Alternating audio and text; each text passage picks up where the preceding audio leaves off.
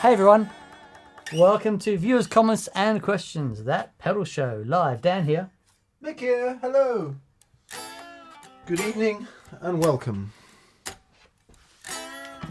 That's a nice Stratocaster you got there, Dan. Isn't it lovely? Yeah. What's that for then? I've picked this up from my mates at ATB Guitars. Robin of Fordshire is using it for a session tomorrow. Nice. And so I'm taking this to him. And what would so it that be? he can use. This is a 1962 Refin, which is really lovely.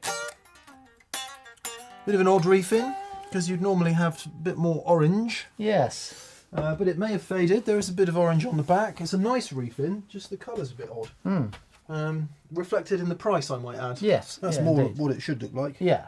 Maybe not quite as much orange as that, but yeah, very nice. It's a very nice guitar. It's a nice weight. The neck is nice. Yeah, the neck is lovely. Oh, I put my telephone down somewhere, Daniel. Ah.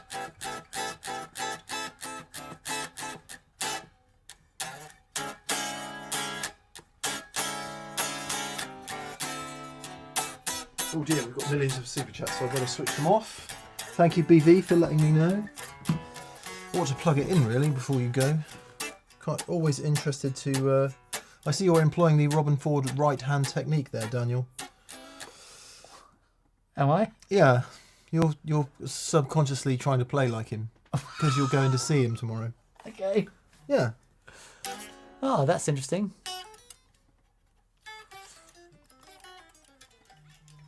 These are the unconscious biases and heuristics that exist in our brains. Well, that's good to know. That's Yeah. good to know. In other news, oh yes, thank you, BB.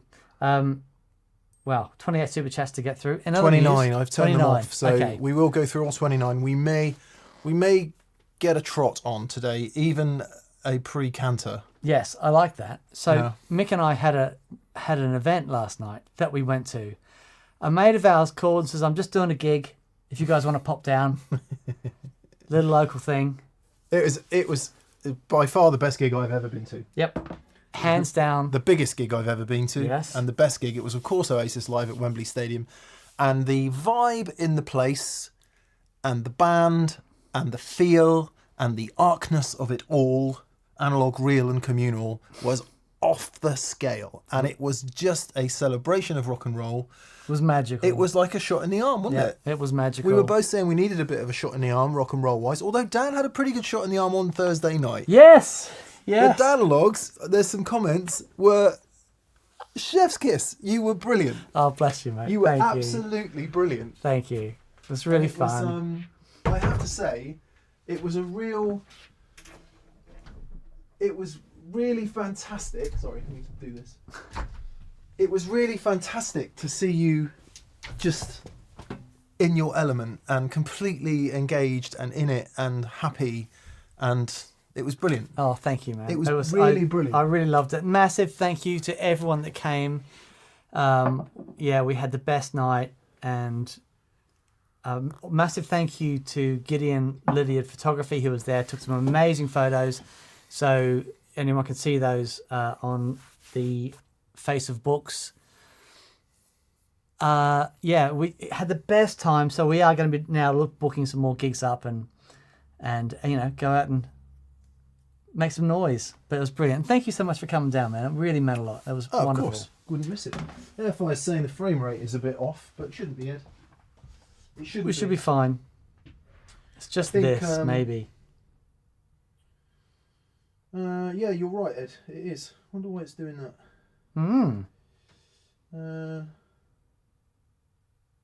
Why is it doing that then?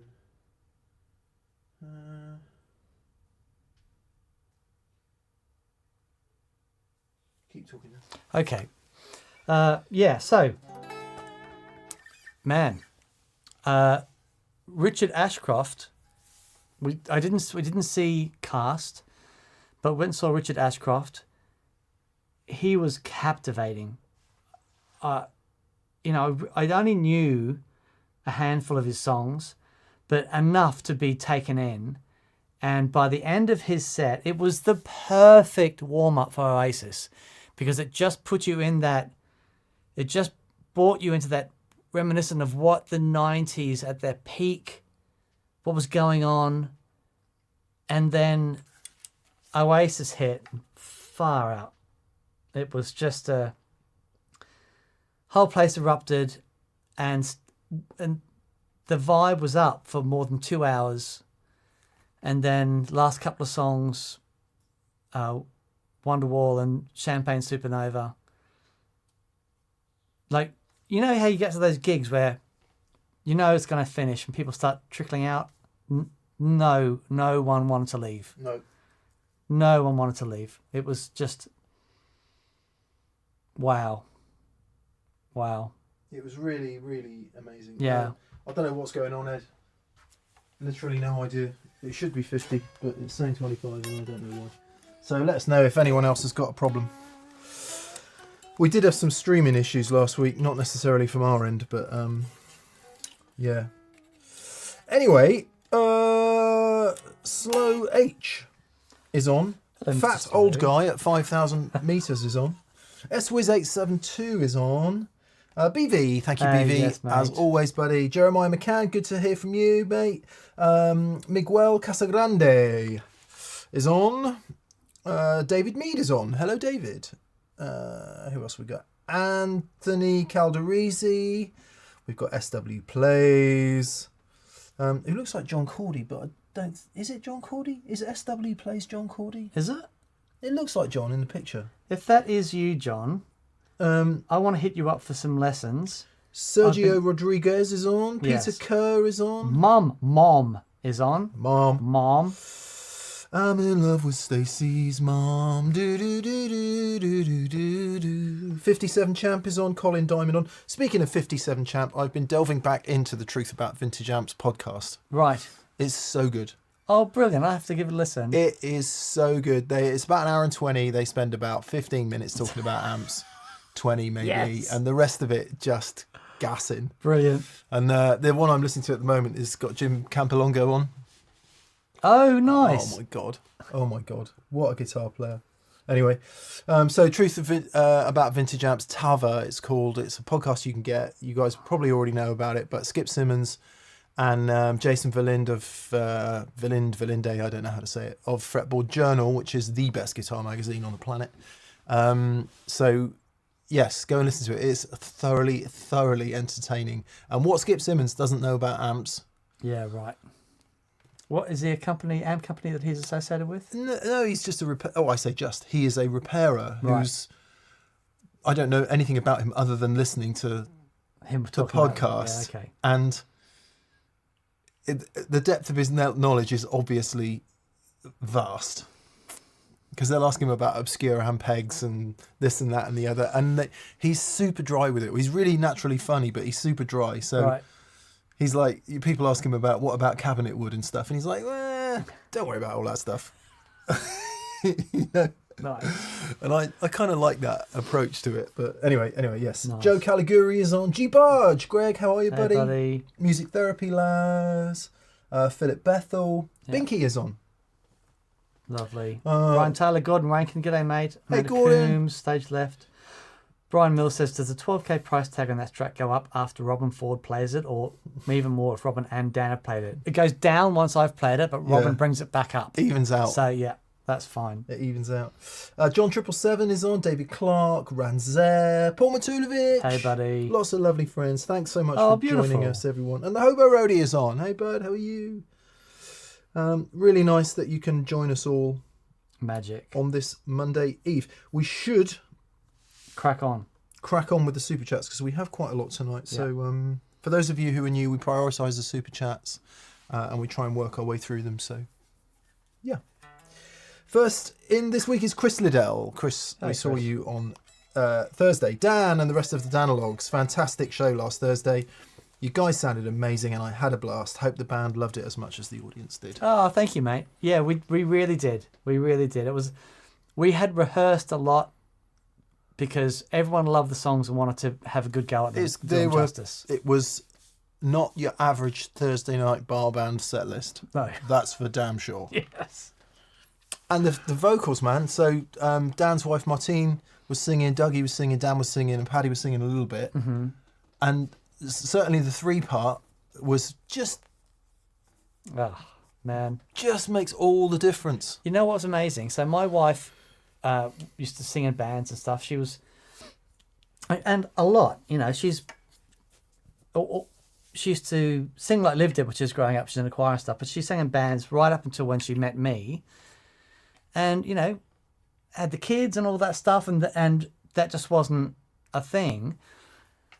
And when I wanted to get back out and do something, because now the kids, like Zach's be going off to university next month, and I was like, I've got to get back out and play.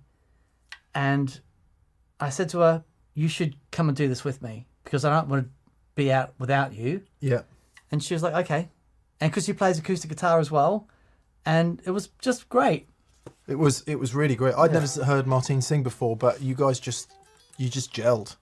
And everyone was super confident, and everyone did their thing, and it was anyway. I'll stop. I'll stop. Yeah, gushing no, about it. man, thank you. It's so great. Zootalur says Dan on a Strat does not compute. I wholeheartedly agree. No, joking. For anyone asking, it's a Reefin 62 from ATB Guitars. It's going to Robin Ford tomorrow just for him to use a little bit, which he probably won't thank us for broadcasting it. But anyway, It's cool. It's a cool guitar. good. Carson Green. Hey, Carson. Hey, Carson. Nice to hear from you, bud. He says, sup, TPSers.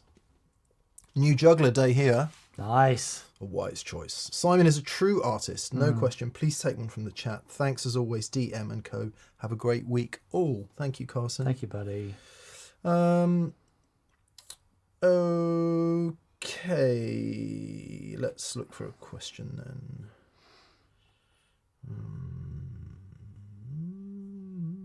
Oh, how hard can it be? Brian Mills. Oh no, we've already had that one. Come on, question mark. Right. Good afternoon, y'all. Says Joe James. Hi, Joe. Hey, Joe. Where you going with that Strat in your hand? Oh. He's going way down east, way down to London land. Okay. He says, good afternoon, y'all, says Joe James. I'm about to be moving to London from Austin. Our commiserations.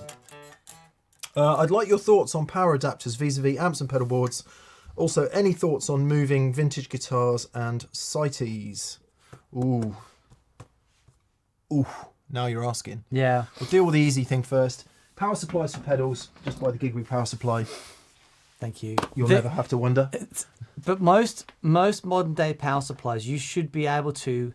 There should be auto sensing. If not, there should be at the very least there should be a switch on them that switches between 110 and 220 or 240 or 230.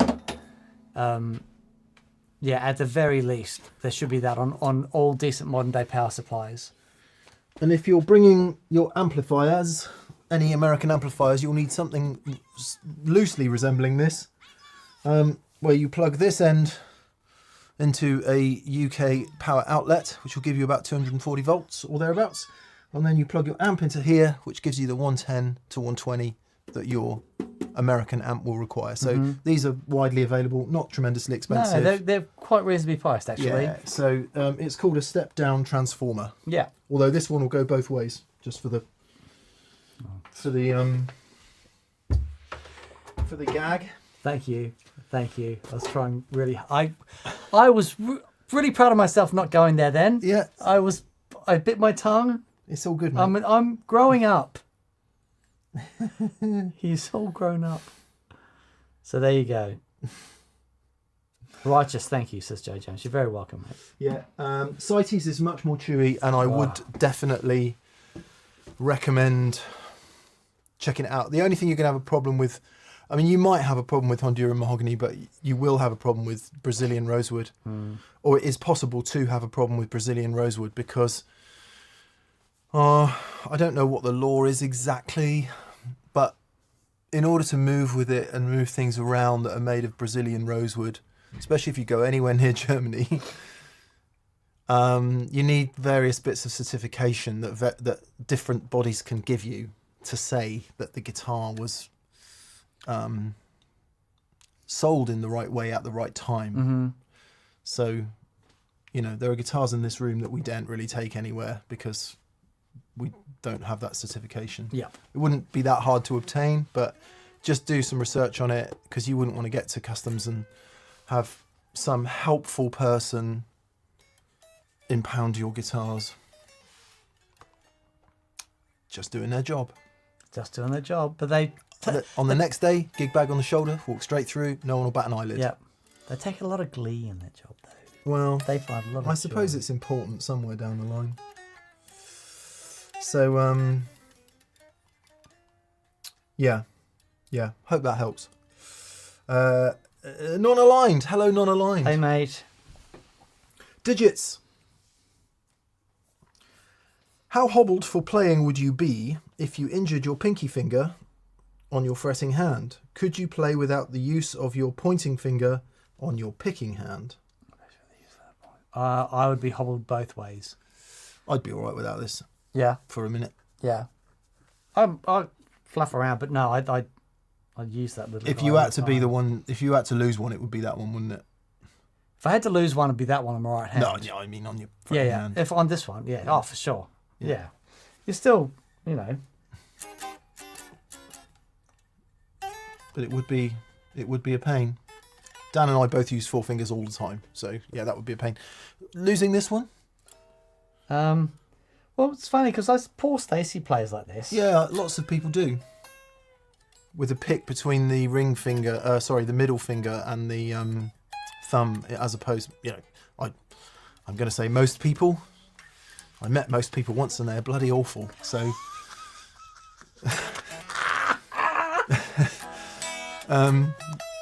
I'd get it. Yeah, it'd take a while to get used to it, but it's most common, I believe, to hold the pick between your index finger and your thumb. But yeah, you could adapt, yeah. couldn't you?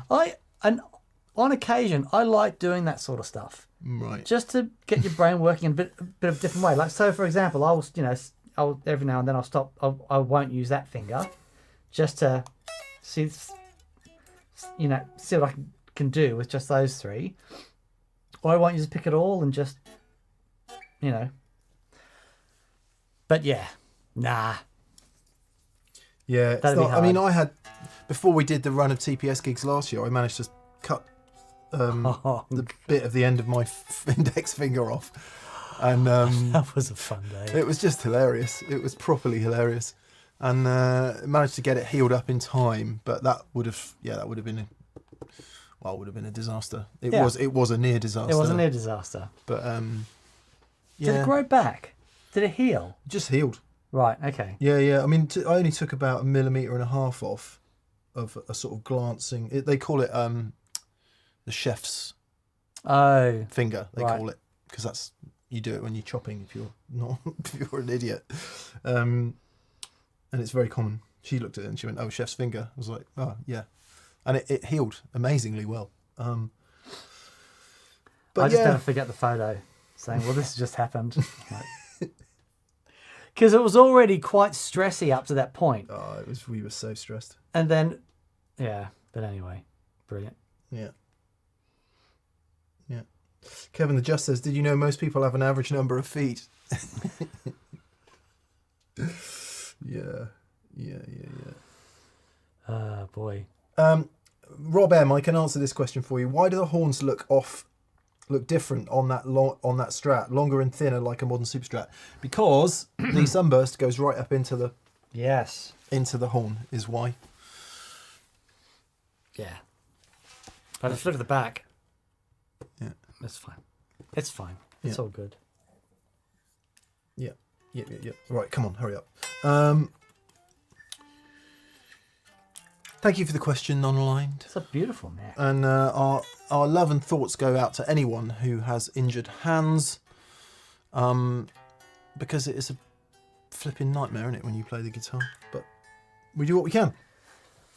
Andrew R. Hi, Andrew. Hi, Andrew. Hello, D&M. If you had to put together a travel rider, what amps would you request? Rider gear doesn't have to be current production, but should commonly be available. Oh, don't. And remember, weight doesn't matter if you're not moving it. Okay. AC30 in Princeton for me. Would be my current desire. So in that sense, anything Voxy, anything low watt Fendery. Yeah, I'd go 50 watt Marshall and something Fendery. Like a twin if they had one. So Rig A, 65 reissue twin, because they seem to be quite common. And a 50 watt Marshall, as long as they're tube, all good. Yep. Any Marshall.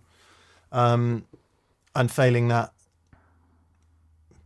I mean, to be honest, a Hot Rod DeVille and anything else would be great. Yep. That would work just fine. Hot Rod DeVille and a 50 watt Marshall. There you go. Yep. Very, very available. Killer Amazing. rig. Yep, amazing. Do about 90% of what that can do. Well, 80. Isaac Draper. Be interested to hear what yours would be, Andrew. Isaac Draper. Afternoon, chaps. Can I run a 212 and a 412 cabinet off of one head, assuming impedances are correct?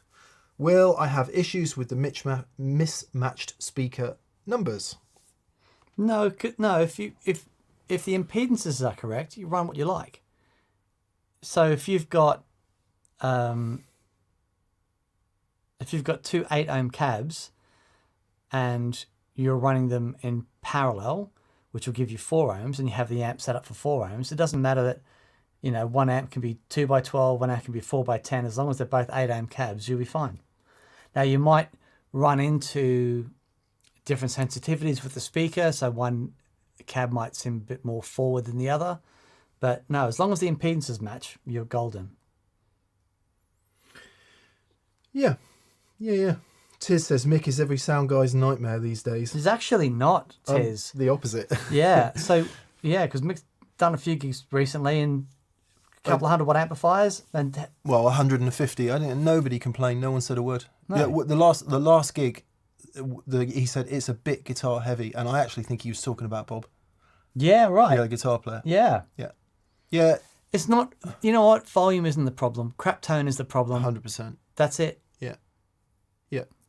And, on a slightly boringly serious note, we've got to keep doing it. Got to keep doing Otherwise, it's going away. Yep.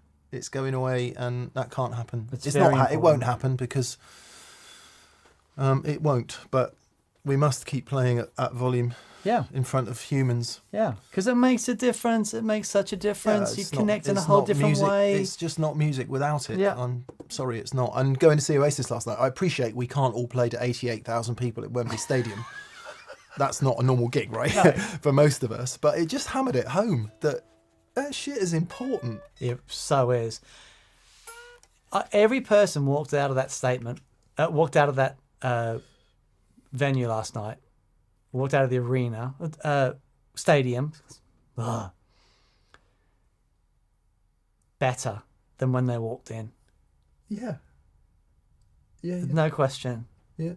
Moon says nobody said a word because you couldn't hear them. Maybe. Fat old guy at 5,000 meters. Fat old guy at 5,000 meters says, "Would you deliberately demean yourself for this prize package?" Robin Ford's Dumble, Mike Campbell's Blackguard, Keith Richards' Burst, and Eric Clapton's Blackie Strat. Depends to what level. Yeah. Because you could argue that we do a lot. Broadly, yes. Yeah. I don't know. It depends to what level. Yeah. It would be quite the rig, wouldn't it? Goodness me. Incredible. Goodness me. That burst. Did it ever surface, that burst? Keith's burst with the Bigsby? Was it that one? Oh, I don't know. Yeah. I want to say we photographed it for Guitarist and there was some controversy around it or something. Oh, wow, okay. I can't remember. I don't know, Dan. All the bursts just blur into one these days. Yes. That old guy. Yes, we would. Completely. Yeah, like I say, it depends. It depends what it would involve. Swizz872, Swizz872 says, you have to play a show with only 2 always-on pedals and a reverb delay of your choice. Here are your choices. A data corruptor, an Electro Harmonix Ravish Shankar, a Miku Stomp and a Chase Bliss Lossy, or a Boss Slicer and a Meowdulator. What do you pick? I don't know what half of those things are. They've got to be on all the time. Okay. Lossy, because you can get doesn't have to be that lossy. But you'd have to have it with a Miku. That'd be amazing.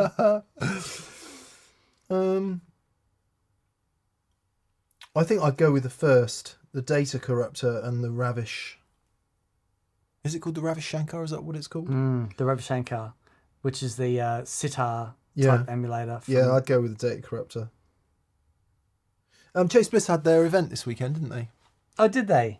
I think it was in maybe somewhere in Benelux or Netherlands, Right. somewhere like that, somewhere in Europe. I was talking to Ilias from Jam. He went, said it was really, really, really good. Oh, good. Yeah. We were invited to go to Switzerland next year, but it happens on an Experience Day date, of which there'll be some more dates coming at some point. Yes, next week, hopefully, or possibly even this week. So if you are interested in Experience Days, please register at the Pedal Show store to be in the list. Patrons get first dibs, or at least the information goes to patrons first. So, yeah, new dates for first half of next year will be released this week. We just need to make sure we're not going to the dentist or That's right. having our hair cut or anything like that. Jeremiah McCann. Hey Jeremiah, good to hear from you, buddy. He says, do you have any tips on mixing speakers in a 212? Cabinet, do you go for complementary voicings to broaden the tonal range or stick with similar tones for cohesion? Dan's Matchless has got mismatched speakers. Yep. Oh no, it's over there. It's over there. And that sounds great. And he likes it so much, he's using the Dr. Z cab with 2 Celestian Golds instead. Yep. I just love the Alnico thing. So going back to the using the AC10, and that's got a couple of Alnicos in it, especially because I've discovered the Princeton with the EV10M is the most glorious thing to behold. But to balance that up, a bit of sizzle from some Alnico Vox with a Vox driving it is glorious. And so putting the mattress onto the Dr. Z cab with the Alnico speakers in it is just an incredible thing. But I am going to go back to using the AC30, certainly for the foreseeable. From where I was, you definitely could have been louder on Thursday. Yeah. Yeah, Yeah. not And- loads. No, but just a bit. just when I pushed it a bit, I didn't want the amp to cave in as much as it was doing. Yeah. So yeah, I'm going to go back to the AC30. But again, it depends on. I actually think it depends on a lot on how you're running the amplifier. So one of the things that we've noticed with Robin's rig, he has a couple of mismatched speakers in his little Walter, which below a certain sound pressure level sounds mega, sounds 3D and big. As soon as the amp is driving and the speakers are working, the mismatched thing starts to be questionable. Yeah, could be also a volumetric thing with the cab. Completely, the cab's closing in, all that stuff. So yes, that's a great point. But I find that there are less variables with finding a really nice matched to speaker cab. Yeah, I think quite often, like so many of these things, we get in our head about it for a minute and go, oh, that would be potentially really brilliant. And many times you'll end up not doing the thing that you thought would be really handy. Like, you get a sort of more efficient speaker because you think it's going to break up a bit more, and that would be great for recording at lower volumes. And the other one would be great for micing at a live gig or whatever, blah, blah, blah, blah, blah. Insert brain content here. And actually you end up not really doing any of those things. So I think if you have a specific purpose in mind, and it is something like that, you want to be able to mic a blue, for example, at low volume, so you'll get much more love out of a blue at lower volume than you will out of a more powerful speaker. And you've got a specific purpose in mind, it could be a really good idea. Yeah. Yeah. I like them, but I think it is dependent on a couple of things. That understand, like having a real clear idea of what the purpose is. I'd rather have 2 1x12s and 2 little heads. Yeah, separate. Yeah. That I would agree. Be much more fun. Yeah, I agree.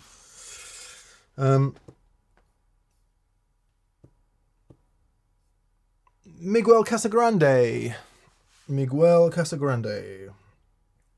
Considering this signal path: guitar, boost, pedal, amp with master volume. What are the fundamental differences between using hotter pickups, turning on the boost pedal, and cranking the input gain? Lovely. Nice question. So, you are, like with a hotter pickup, you're not just changing it's not just louder. You are changing the,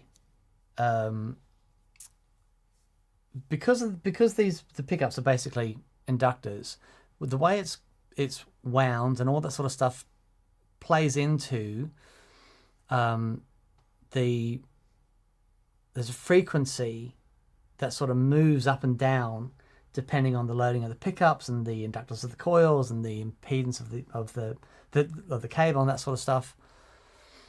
And it's a hugely important part of the way a pickup sounds. So you're not just, it won't be like for like. It won't just be a louder pickup. As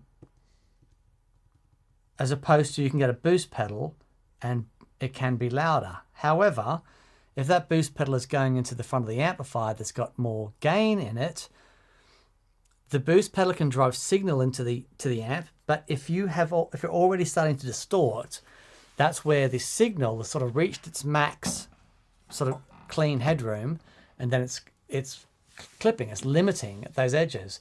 If you put more signal into that, you're just going to be clipping those edges more without getting really loads more volume out of it. Of course, that depends on the equalization of the pedal. If it's just a straight clean blend and you're boosting all frequencies the same, then you're just going to get more distortion. Whereas the pickup, it's interesting because a lot of the times, the louder the pickup, it can be a bit darker. Yeah, it's depending on the pickup. Depending on the pickup. Yeah. It's quite common with humbuckers for that to be the case. Yeah. And there are plenty of humbuckers designed to mitigate that. Yeah. But it is generally the case. Yeah. Also, remember that in the guitar itself, you'll be dealing with really tiny range of difference between what a weak single coil and a very hot humbucker will be putting out. Compared to the range of difference you might get from a boost pedal, which could be anything from 0 to 40 dB. Yeah. Similarly with the gain control on your amp, and I think the closer you get to the amp, the more you're affecting the fundamental harmonics that happen in the amp. So there will be a sweet spot on your guitar amp's gain control. It's not a linear thing, right? So it's not like less gain, more gain, same sound.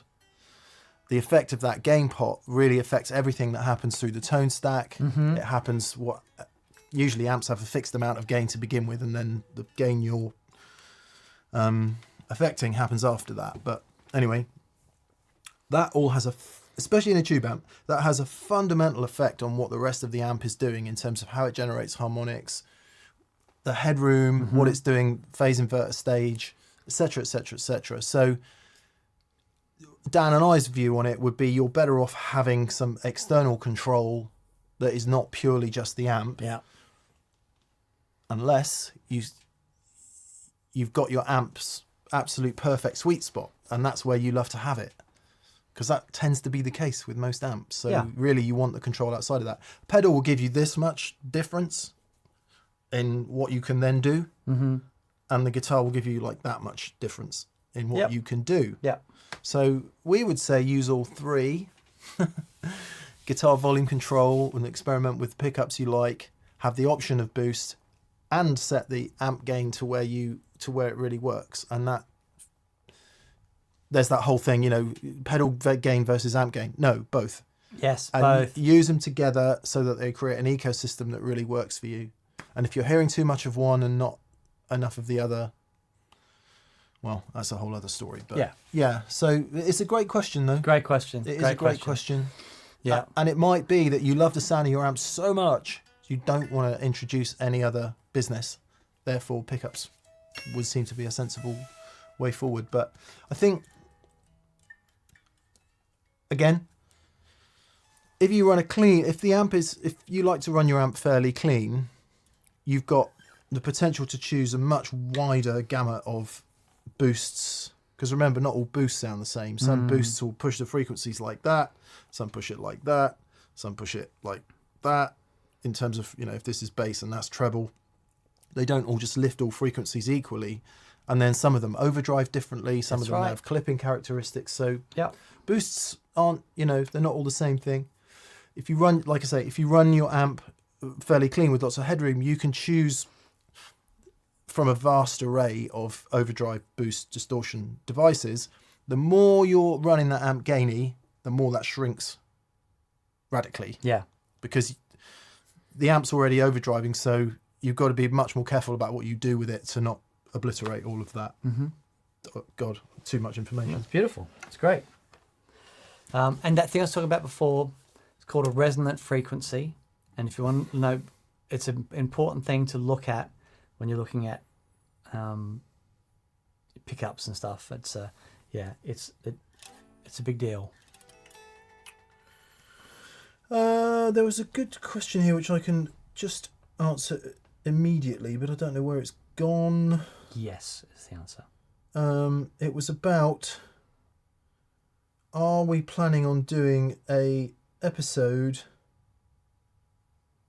using bass amps? And yes, we are, and it is this Friday. Oh yeah, that was fun. And I'm sorry that I've missed it. It just disappeared.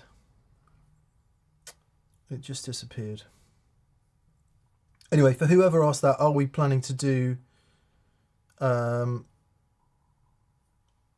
show using bass amps for guitar? Yes, we are, and it is this Friday. Beautiful. I'm sorry that has disappeared.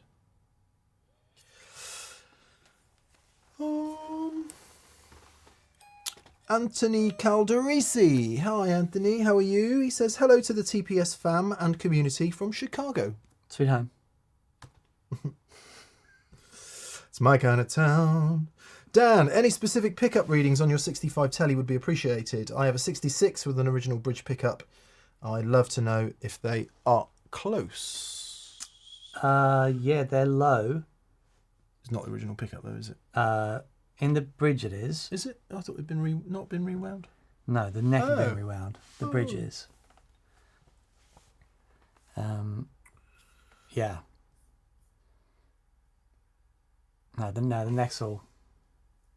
The bridge is, yeah, but the neck was busted and rewound. It sounds really good. Do you know what it reads? No idea. I think it's like 7.2. Yeah. From memory. It's, you know. Yeah. And which is about right, I think, for 65. As you will know, in 65, 66, everything was changing at Fender at pace. Everything. It all changed a lot from, you know, well, once the 60s came around, it all changed a lot all the time. And so they could be similar, they could be very different. And people who know about telly pickups will be able to tell you. But they were always doing things like whatever Alnico they could get, whatever magnets they could get. Not to say they used them willy-nilly necessarily, but if that particular grade or supplier couldn't supply, then they'd have to look elsewhere. So you do find some inconsistencies with specs and parts and things like that. So that, yeah, it's a process of constant change is what I'm trying to say. And that's true of stuff like what the pickups were potted in. Like Matt at Monty's has got a bunch of original Fender pickups. That's fascinating, that thing. Cut, dead pickups that have been cut, so you can see stuff like the wax pot mix, and it's vastly different from year to year in some cases. So yeah, I don't know, do you know what the specs are for a 65 pickup? They're flat pole, right? Are they? It's staggered but flat pole. Yeah, that's staggered. I mean, I guess, what's it going to be? Not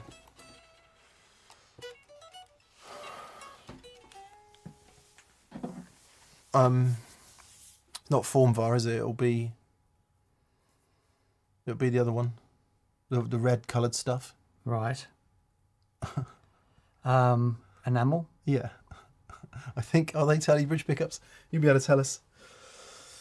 Alnico 5 enamel coated wire, presumably, but I don't know. I could tell you about Strats.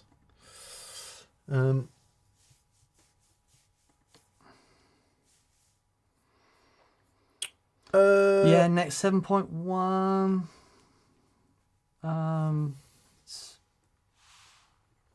Yeah, around 7K. Oh, hang on. There's my there's a video actually on this guitar. So if you really want to find out about it, you can go there, and it's got all the details, all the deets. Did you do the readings? I can't remember if you did. Let's have a look. Maybe you did. In the meantime, he'll find that. SW Plays. Are you John Cordy or are you not? I just can't see. SW Plays says, Mick, do I remember you saying you stripped the nitro off an EG Strat but didn't like it? I did it with mine, but I found it still holds up sound-wise. I did. I took it off the back of the neck and I just went too far, like a total idiot. And it just got a bit duller sounding after that. And yeah, I've done that before. I couldn't believe it got duller. yeah. And I don't know how much of that's psychosomatic, because it feels duller, it sounds duller, blah, blah, blah. But I sold it after that because I was broke, not because I didn't like the guitar. I did like the guitar, but I was broke. And it was just a bit duller. I never loved the pickups either, weirdly. I don't know why I bought it. Oh, because I wanted a Sunburst Strat, that's right. And I thought it was a good idea because he had the thin headstock and some spec ideas that seemed to be smart. And of course, I love Eric Johnson. God. Yeah, everyone talks about Cliffs of Dover. Yep. But listen to My Desert Rose, is it? Oh, yeah. Off the same record, off our Via Musicom. It's even more amazing. Anyway, but I don't know. The older I get, the more wary I am of straying into saying things like that, because it just really does depend on the guitar in a big way. Anyway, nice one on the EJ Strat. I see them every now and again listed second hand somewhere, and I'm like, oh, maybe that would be the one.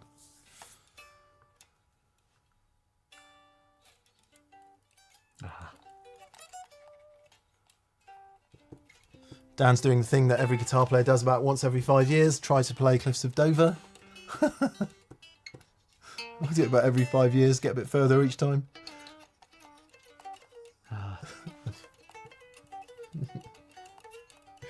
Sergio Rodriguez. Hey, Sergio. He says, hi, DNM. Question to Dan, to shield or not shield a telly? Do not shield. Do not shield. I'm going to do a video on this. Don't do it. Don't do it. Just don't do it.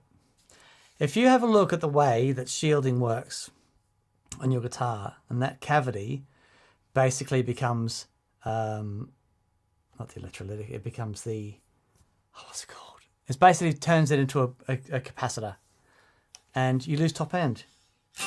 And I've done it a couple of times, and I was like, "There's something weird going on here." But I'm gonna do it. I'm gonna take a tally.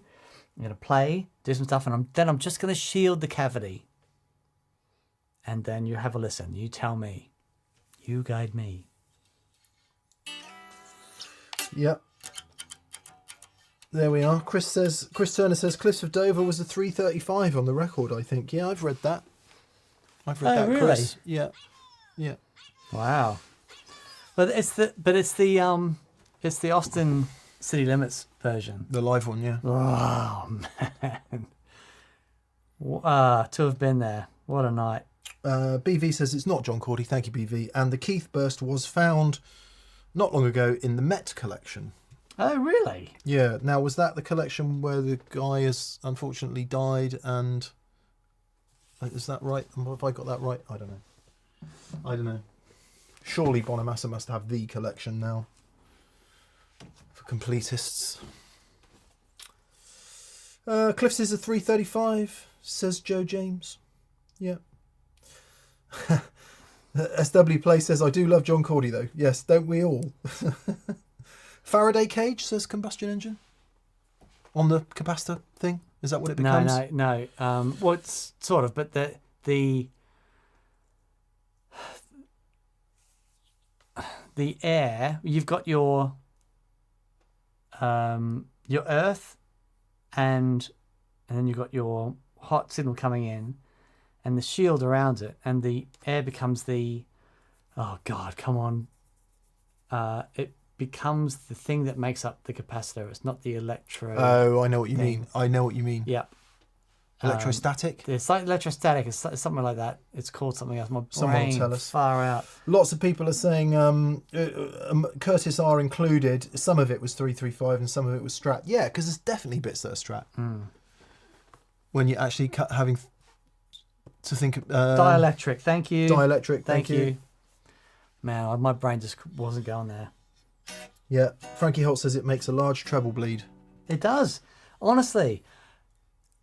Which, of course, is like saying to Dan, I'm going to cut one of your legs off. I'd sooner lose this.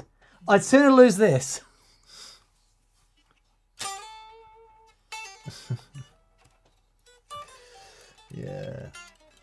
I think I've worked out why, for a long time, I was playing so head of the beat. Because I never played loud enough, and I wanted to be able to hear myself, so I just get the note in just a little bit, just to make sure it was working. I remember making a conscious decision as a very young guitar player, going, if I sit back and I can hear myself, but if I go, it's like, at least I get to hear the front of the note before everyone else. Right. Which just means I'm an idiot. I think there might be another neurological explanation, Dan.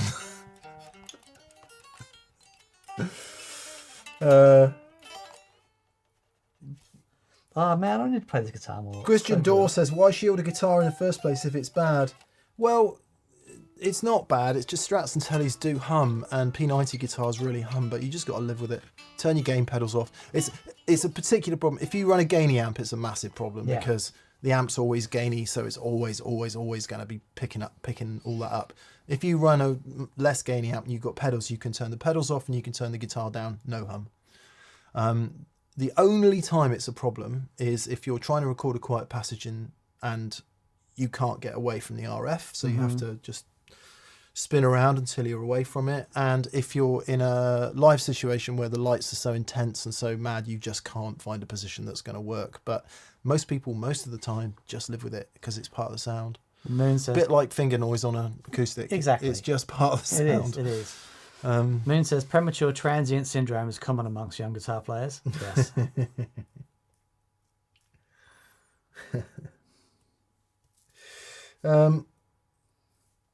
Right, good. Moving right along. Curtis R. Hey, Curtis says, Dan, congratulations on wrapping up your EP.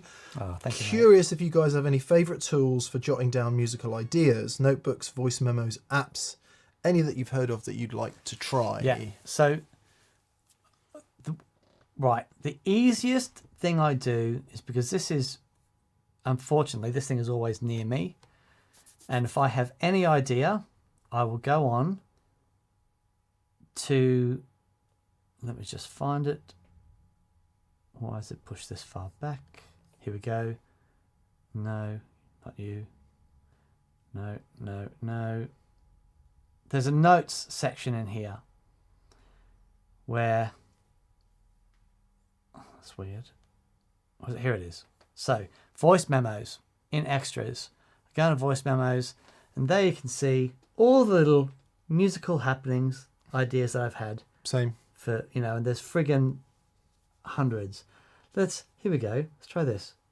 What's going on here?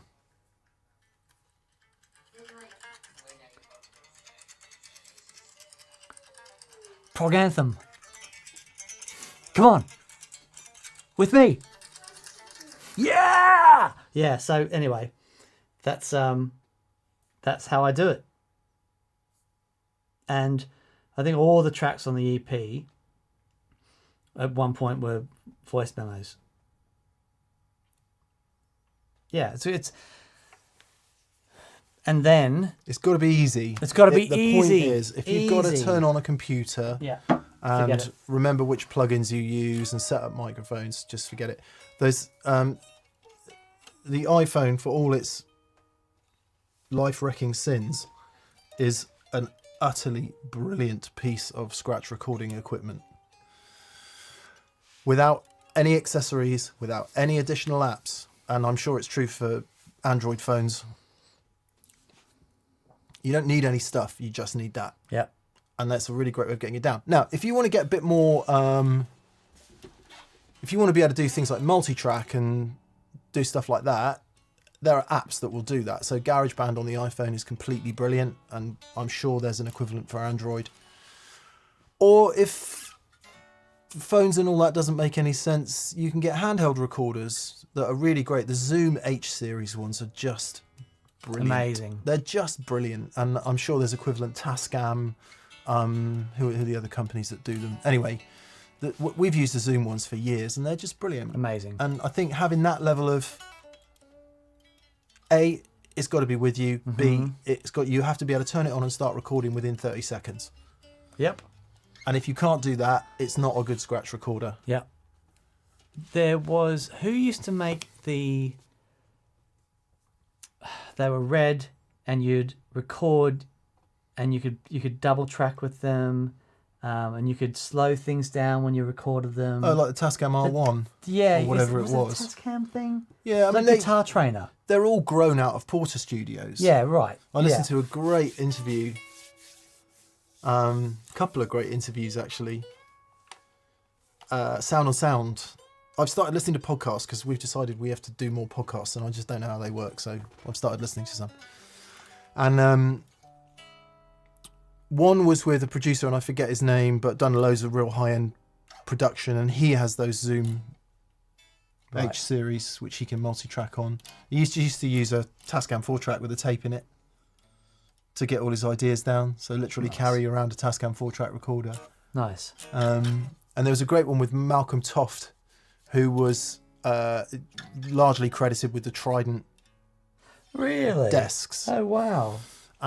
Who worked for Trident for years, and has since become, well, he's an audio legend. Anyway, he was talking about getting ideas down early on early 4-track, 2-track machines. Yeah. But his passion was just whatever he heard, he just wanted to record, and he was just doing it all the time. Right. It's really inspiring, actually. Right. Anyway, iPhone or a Zoom H series recorder.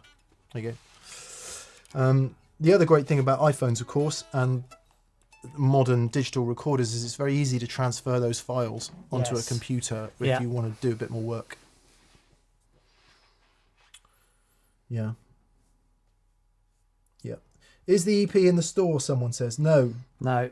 He hasn't quite got that far yet. No. So B said one of the Fostex ones, no, as something else. But anyway, yeah, it's like, I think it's the Guitar Trainer. Anyway, so the EP's done. I've got the artwork. I just need to put it together. and I am struggling to find A, the time, B, the motivation to just finally get it done and get it on something. I don't know if it needs mastering of some description. Yes, it does. Okay, well then it needs mastering of some description. Gareth as well. will do. Gareth might. If you're on, you'll master Dan's thing for him, won't you? But that could be an interesting show. Yeah. How that works. And however good Paul's mix is, it will sound twice as good once it's been mastered. Okay. All right. Sorry, Paul. It's one of those things that's just this dark art. Yeah. And it's not a dark art because those people who know how to do it know how to do it. They know what's required. Yeah, actually, so I just okay. So now I just need to get it mastered, and then we're good. Yeah. So yeah.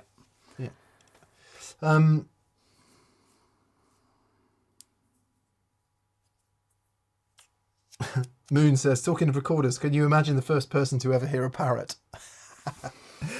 That's the TPS way, isn't it? Forget your iPhones and Zoom recorders. We've got Polly to do ours, like truly analog. Truly analog.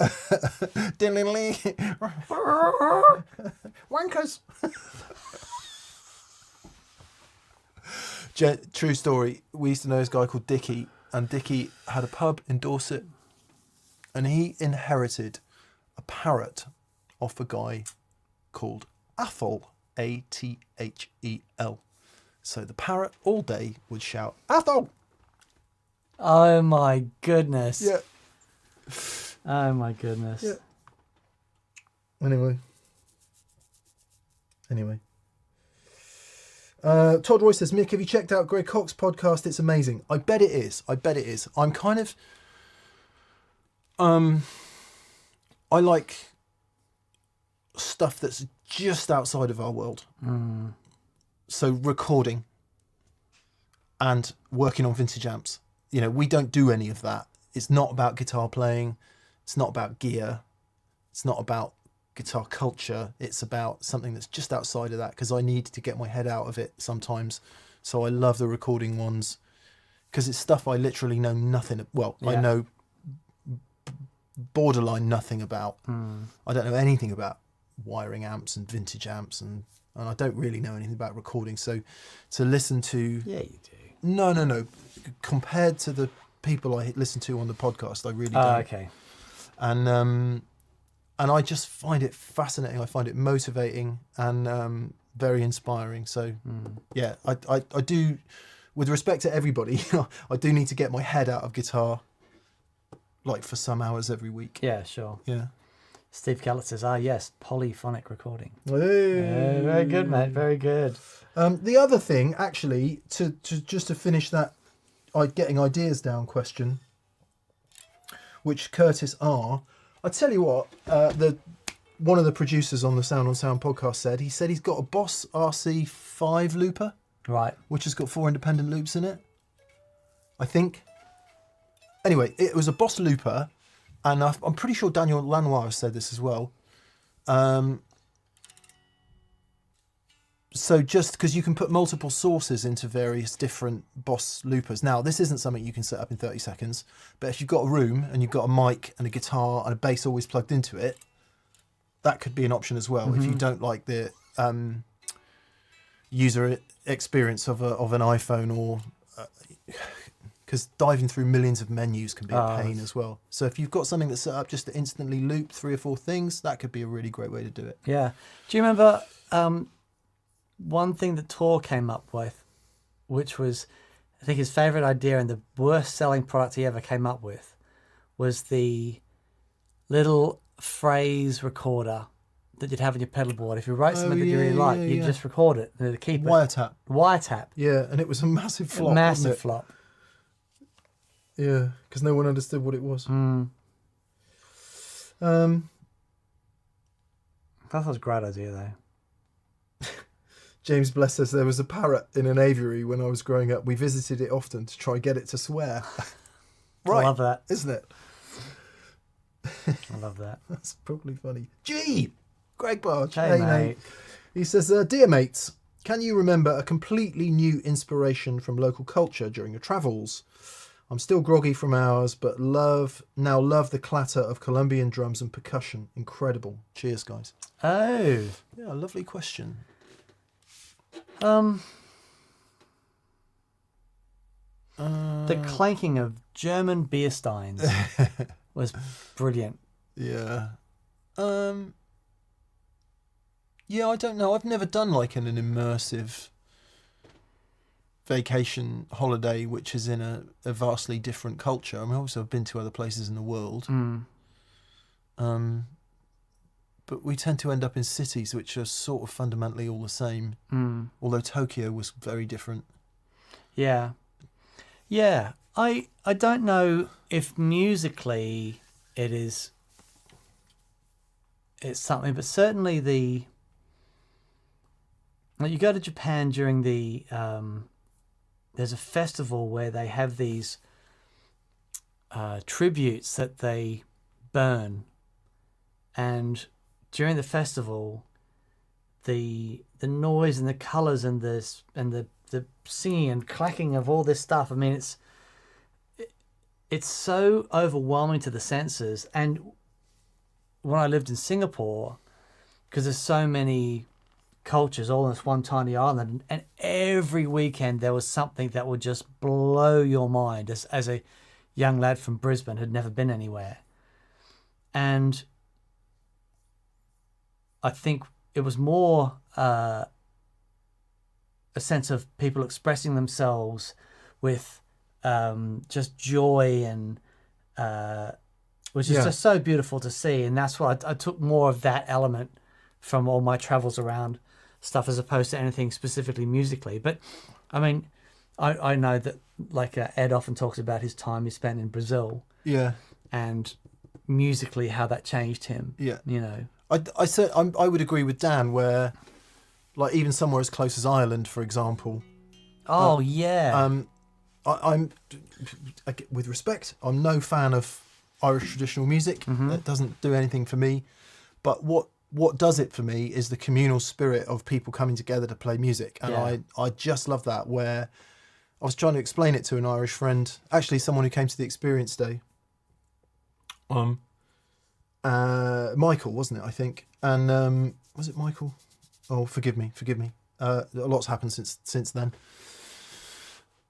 And sort of trying to explain to him that it doesn't really exist here. Certainly where we live, that coming together of people in bars and stuff for sessions and playing music doesn't, it doesn't exist anywhere around here at all. So seeing that as a part of culture, as music sort of bringing people together as this communal thing, I'm extremely inspired by that. And, extrapolate that to standing in Wembley Stadium last night and watching 88,000 people sing the same song. Yeah. I find that... And tears streaming down, their faces. Just really so moving. Yeah, it was incredible. Really, really moving. So, yeah, the communal aspect of music, I think, rather than any specific... Catherine and I were talking about Paul Simon the other day, when he did Graceland. And he took all that stuff from Africa, Ladysmith Black Mambazo. That's it. And he got widely criticised. Oh, man, he got hammered. In a big way for being culturally imperialist and like not respecting the true culture of all of that. I don't know. You could have that argument till the cows come home, but I mean, Ladysmith Black Mambazo probably wouldn't be a thing, would they? Now without that. And what an album! And the sounds, they were. I mean, I don't know if it was inappropriate or not, but it was a bloody brilliant album, and it was something very different, and it certainly introduced me to a whole load of stuff I'd never heard before. And you look at like the high life guitar and all that, which I've never heard that anywhere before. And you look at and then you've got the opportunity to go and listen to the source material, haven't you? Robert Plant and his association with world music, and the same thing with Pete Gabriel and WOMAD. It's like, it's music is just beautiful and share, and he would hear that music and he'd just hear all these melodies that he'd want to sing over it. It's like, it's beautiful. Jay says, parrots are great on a major scale, but don't forget the minor birds. Very good. That is excellent, Jay. Well done. Anyway, let's move along.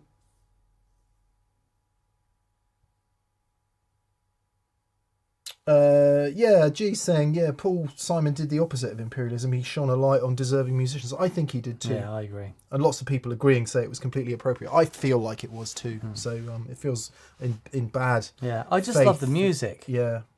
At the end of the day. Actually, it was one of my GCSE study pieces. Right. I had one of the Vivaldi seasons. Oh, okay, nice. Or two of the Vivaldi seasons, I think, and Graceland. Yeah. Oh, Beatles. Todd Roy. Beatles were ahead of their time going to India. Yeah, of course.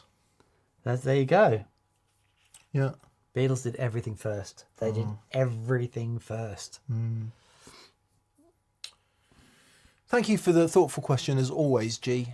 And I hope you had a lovely time. Lovely time. D&M and B and K and R, says Ranzer. How are you, Ren? He says, I'm completing one more tour around the sun on Thursday. Congratulations. Well done, buddy. I'm old. No question. Please take one from the chat. Have a great show and an even greater week. And you, buddy. Happy birthday. Yeah, happy birthday, mate. Happy birthday. Let's see then. Come on then. I've been keeping an eye, but everyone's having lovely conversations, and there was one here. I saw it. Wait, did I say? Oh, come on. There must be one here. Michael Hennessy says, you two are like brothers. Do you ever fight? Oh, we had this question. Yeah. At Experience Day. We've never had an argument. No. I don't think we've ever had a crossword. Proper serious disagreement. No. We have conversations about stuff, and we both have opinions, and they don't always align, but we're pretty aligned on. Both too reasonable is the problem. We'd be rubbish in like business or politics. Yep. We'd be like, oh no, you're right. Yeah. Honestly, just whatever's the least hassle. Yeah, no, we're I think because we're both passionate about the same thing, and even though we come at it from very different angles, it's like, and that's one thing I've always said, being into guitar and making music, and it's a lot to have in common with someone, and yeah, Mick and I found that, and it's a beautiful thing to share. It's great, and yeah, so no, it's good. We're all good. Yeah.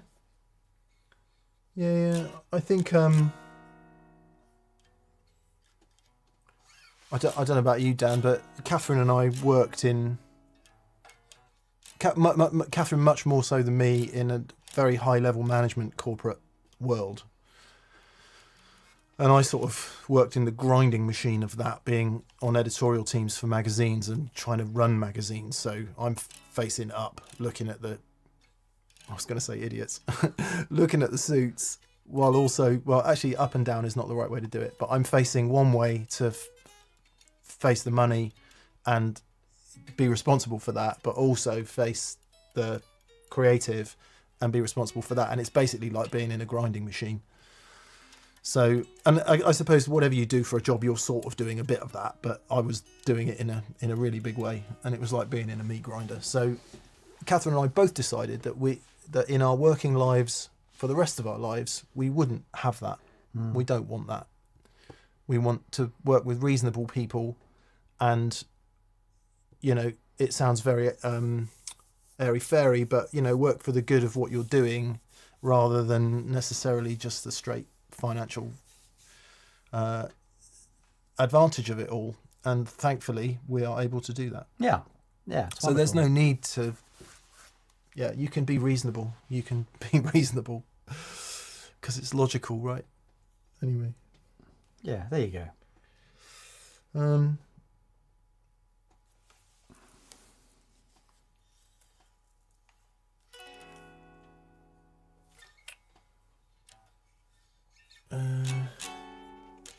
Good. Right. Roy Kuda would be another great example of somebody who has worked with musicians from other cultures. Yeah. And to fantastic success. Also Maxwell House. The coffee ad. Yeah.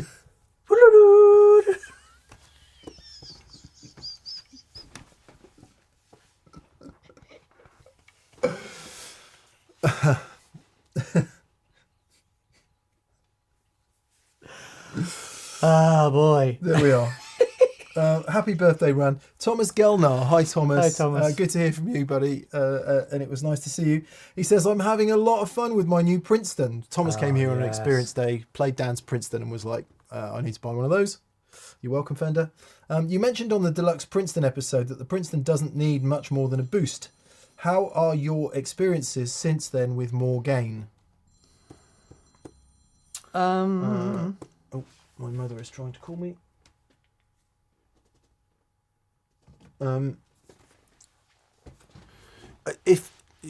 What you might tell me if I'm wrong. What you might be saying is that because it's quite a vintagey voiced amp and the speaker is the way it is, giving it loads of gain is a bit of a challenge.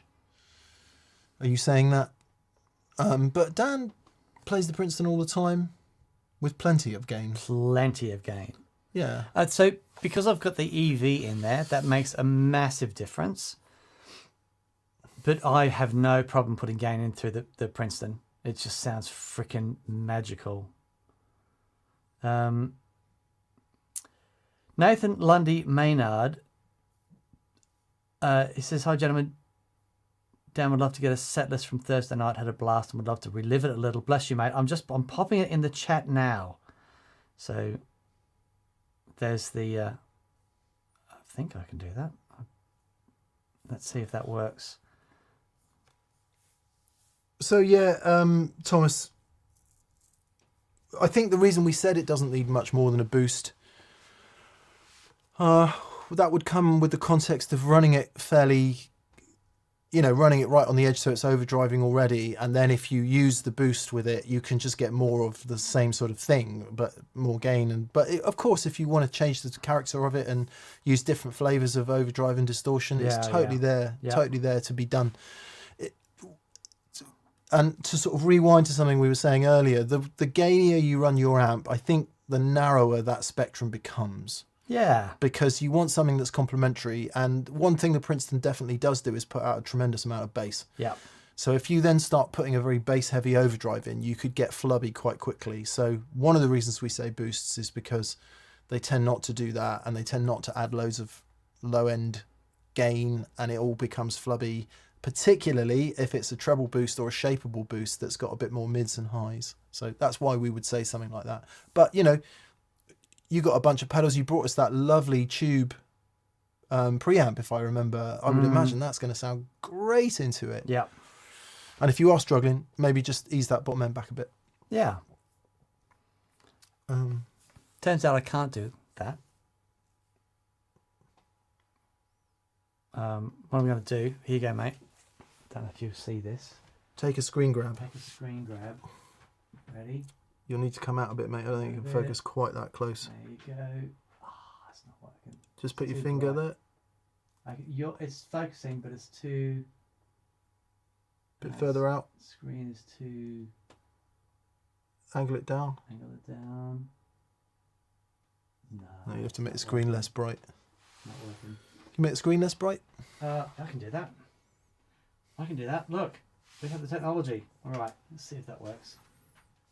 Is that any better? Come on. Oh, there you go. Screen grab. There you go. Screen grab that. Screen grab. Screen grab. Screen grab. Screen grab. Done. Ranzer also has a suggestion for us. He says, add some merch for ladies. My wife and daughter are jealous of my sumptuous shirts. Oh, and bring back the tone mugs.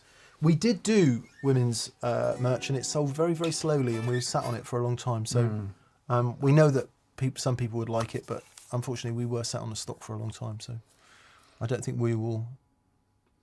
It's unlikely we'll do any ladies merch in the near future. Because it's ladies' night. That was the best comment. I posted a picture of you and me at Wembley, and I just said, I was like, this is going to be awesome. And someone went, ladies' night? Yeah, who was it? It was somebody we know very well. I can't remember. It was somebody we know very well. Sorry, brain's a bit frazzled. It was very late last night. It was very emotional.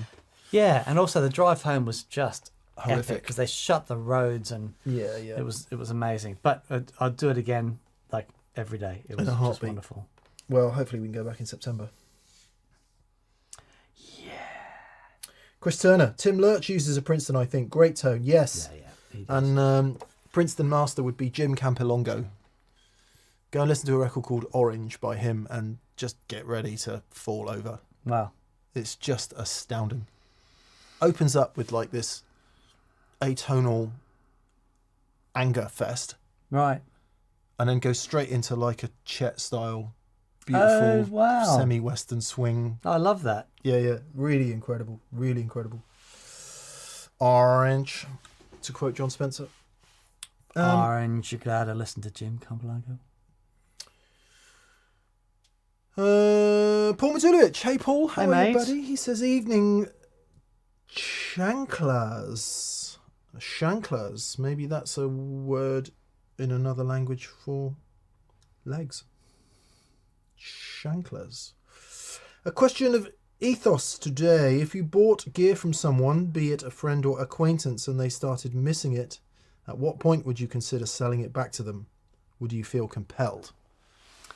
I had this very Obviously, situation. For a significant price hike. I had this very situation where I was so desperate for some money that I sold an acoustic guitar. I didn't have a gig at that time. And I sold an acoustic guitar to this guy. And anyway, gig came up and I really needed it back. And I'm like, I'm so sorry. Can I buy that back off you and I'll give you a thing? And he was like, no, absolutely no way. But he was well within his right to refuse my reasonable request. But yeah, it's an interesting question, because if the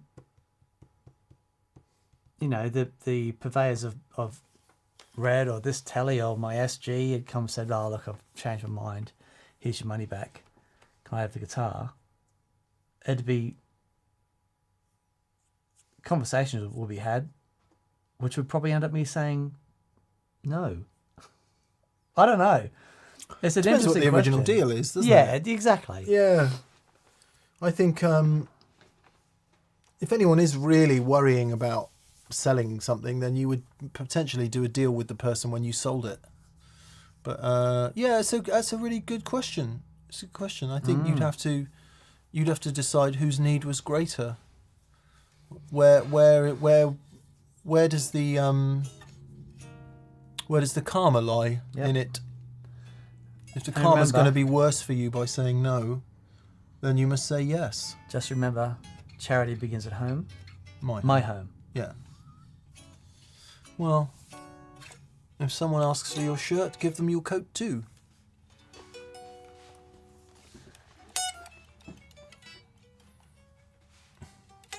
Okay, I can do that.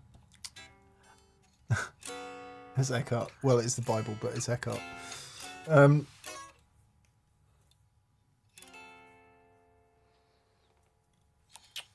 Yeah, that's a really good question, Paul. I think if they really wanted it and I wasn't using it, then of course I would. But if I was attached to it, I'd be like, go and take a long walk off that short pier, mate. It will be a no from me. Binky. Apparently chanclas are shoes. Aha! Oh. There we go. Binky. Hello, Binky. Wasn't Jimmy Page's tech called Binky? I don't know. Hey guys, recently switched from a Dr. Z Maz 18 to a Bad Cat Club 5, I guess, or V. And realising my pedal board no longer aligns. What's the process for your pedal boards when you get a new amp? Mine have inadvertently restarted my pedal journey. Nice. Well, I guess first and foremost, Binky, you've got to decide what it is that doesn't work anymore. Yeah. I'm assuming it's the gain stages. Yeah. And if you can decide that, it should be fairly straightforward where you need to go from there. Yeah. Yeah. Because if the went for the Maz 18, is that right? Yeah. And lovely amplifier, headroom, into an amplifier with headroom at that level. I'm just trying to figure out. Ah, there you go. I think I know why. Okay. Oh no, I don't know why. So there's 2 Bad Cat Cub. Did you say cub or club? Cub 5. So there's one here that's got EL84s and one that's got EL34s. Oh, okay. If you've gone to the one with EL84s and it's really different, I'm not sure. Binky says, it is indeed the game stages. The Maz is a lot cleaner. Right. Right, there you go. So yeah, okay. Back to what we were talking about earlier. The gainier the amps become, in our opinion, the more you want to be thinking about boosts and shapers rather than overdrive pedals. So you need boosts with less gain in them, but still, boosts to get you more oomph out of the amp, and also EQable stuff if you need it. Yep. So it's the eternal thing, right? It's a balance between headroom and clarity and limiting and compression, lovely stuff, and finding that thing that works. The reason that we tend to go for more headroom, I'll tell you what was really interesting is that at rehearsals, those 2 amps that I was using just had all the headroom in the world. At the gig, different story. Yeah. And it's like, oh, I could just use a tiny bit more. So, an amp that's got clarity and openness, it will project and amplify the details of the overdrive pedals that you're using. An amplifier that has got character and compression and limiting and fluffy notes around the edges, working with that character then becomes the name of the game, and boosting into it and all that sort of stuff. Challenge then becomes, okay, how are you going to get your wet effects, delays and reverbs to work in with that, because they will have, they're going into the same dynamic relationship, that input of the amplifier. So, and sometimes that can sound fantastic, but it is dynamic. It does change with volume, the way you play the amp. So it doesn't end. So first step then, turn the gains down. You may have already done this, and it might sound like the most obvious thing in the world to say, but you might be going, for example, oh God, my Marshall Blues Breaker doesn't really work with this amp anymore. Yeah. Overdrive pedal. Or my King of Tone doesn't work with this amp anymore. Well, just do one thing first. Turn the gain right down and the volume right up, and bang the tone round a bit, and just see, set like that, does it work now? Because most overdrive pedals do have quite a wide range of gain and volume, so it might just be you've got to set them different. So do start there, and try not to be, because we all get attached to where the knobs are, right? And I know that I like my Tube Screamer like that. But it might be that into another amp you want it set differently. So yeah, have a good experiment. You may have already done that, but if you haven't, then definitely do that. Yeah, before you start thinking I've got to start again, just try that. There's something in those pedals that you liked. Yeah, just approach them a bit differently and see if it works. And we're not talking about only between 10 o'clock and 2 o'clock. We're talking about fully off to fully on, and experiment with all of it. Yep, brilliant. Yeah, good luck. Binky says the obvious solution is to keep the Bad Cat and buy another Maz 18, and I couldn't agree more. Absolutely. Wet dry with that rig would be immense. There you go. Your life's just got better. There you go. Joshua Schwartz says cheers. Cheers, Joshua you, Schwartz. sir. Thank you, buddy. Barry Thomas says my new Klein bottle has solved the problem of running mono in and stereo out pedals in series with the option of parallel as well. All the ins and outs are stereo mono switchable. Had to redo the board to fit it. Yeah, we're hearing a lot about the Klein bottle. It's a really cool thing. Yeah, been around for a while, but they're very handy. Yeah, if you're an experimenter and love, messing around with different tones and stuff. it's a physics thing, the Klein bottle. Yeah. Didn't know that. A bit like that other thing. The Mobius. Yeah. The Mobius strip. A bit like that other thing that's a thing. And I knew what you meant. Yeah, I know. Nice one, Barry. We should get one and muck about with it then. CM Adelaide says, morning gents. Oh yeah, there you are in Australia.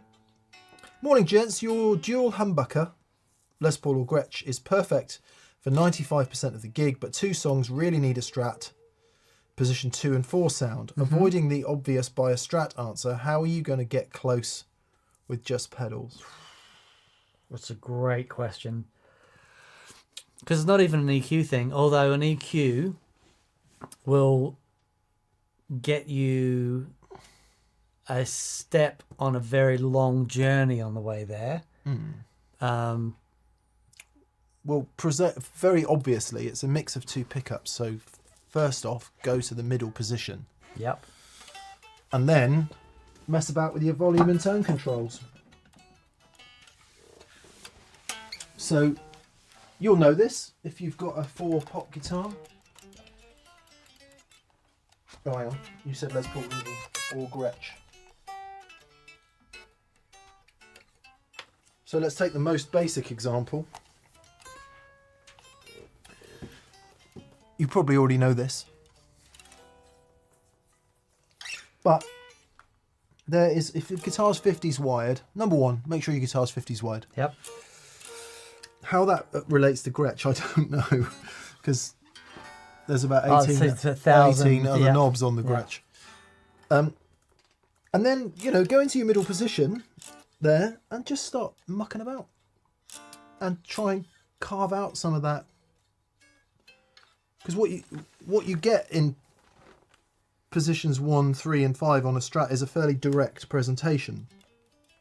And then by mixing the 2 pickups, either one and bridge and middle or middle and neck, it does hollow out a little bit.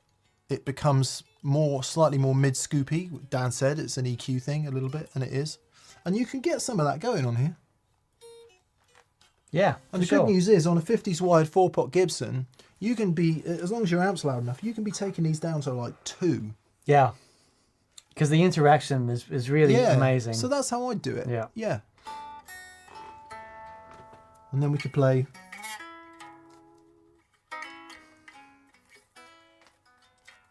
Although, I wonder if that's ever been played on Les Paul before. Although that, to be fair, that might be. I haven't listened to it for ages. Is it position 5?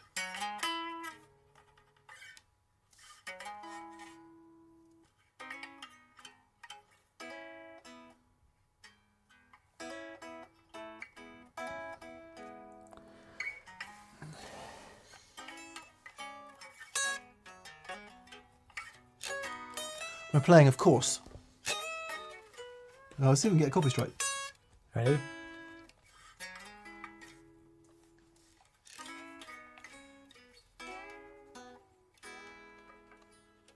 And then you can play the harmony.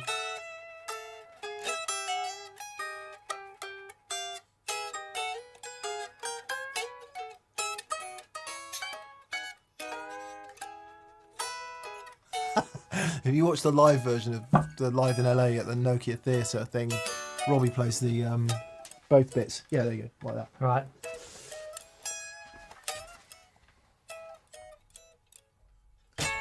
We are, of course, talking about Does it go? Smoke on the Water by Black Sabbath. For those of you going, please make this end. It's Slow Dancing in a Burning Room, which is burning fast by John Mayer.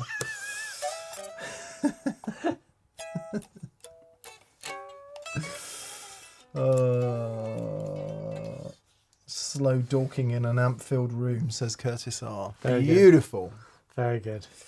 Beautiful. Most people say it's position 4, says Jamie Brown. Yeah, it'll be obvious. Just stick it on and listen to it. It'll be obvious. But anyway.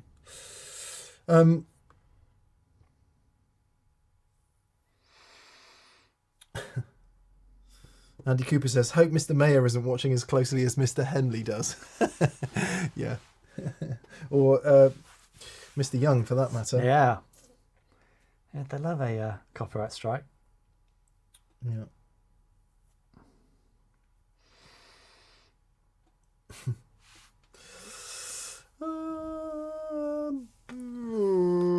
John Parkins. Hi, John. John says, thank you so much for an amazing gig on Thursday night. Oh, dude, you're so welcome. It was truly analogue, real and communal. We spoke, John, I think. I was buzzing. Everyone sounded great, especially all of the vocals. No question, just gratitude. Oh, thank you, mate. Yeah. It was really great. Yeah, and means an awful lot that you turned up and hung out, and yeah, so much fun, and really hope to be doing a bunch more in the future. CM Adelaide again says, P.S. I've got a 10th anniversary show idea, live at 5 a.m. for us in Australia. I'm up for it. I don't mind. Dan's happy. Dan is a morning person. I used to be. Yeah. To be fair, though, it's been a while. Oh, are you no longer rising early? I am, but I've just the last couple of weeks has just been so brutal that I've been having very, very late nights. Yeah. Yeah. Airfire Ed says, I've got a follow-up moving question with Guitar Shenanigan moving day tomorrow. Well, first off, good luck with that, Ed. Yes, mate. Moving is, well, no matter how well organised you are, it's you've just got to give yourself some forgiveness for what is going to unfold. Okay. Because it's stressful. Oh, it's awful. Yeah. It's so just the worst. Just know that it's going to be stressful and stare that in the face and forgive yourself for feeling a bit stressed, and things will be better. Yeah. Things will be better. Anyway, he says, hey, got any safety tips for moving valve amps?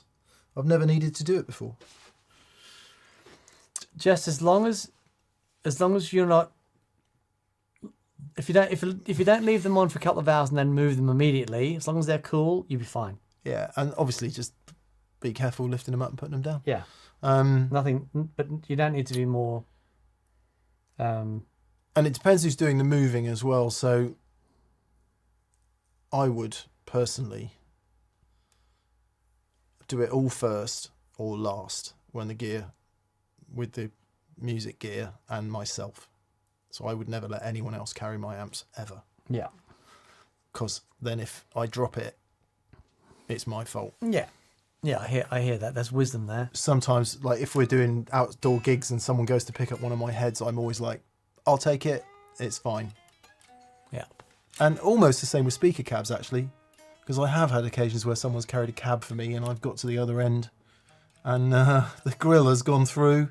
Really? Yeah, because they held it up against themselves. Oh, and, no. And I sound ungrateful. I'm really not ungrateful. It's great to get help. And of course, if you're doing stuff like that, stuff should be in cases, shouldn't it? It should be protected with covers and things. So that's the other thing. If you've got covers, use them. But yeah, I would do it separately and myself and a separate car load, depending on how far you've got to go. But thankfully, Dan and I don't have to do that because most of the gear lives here.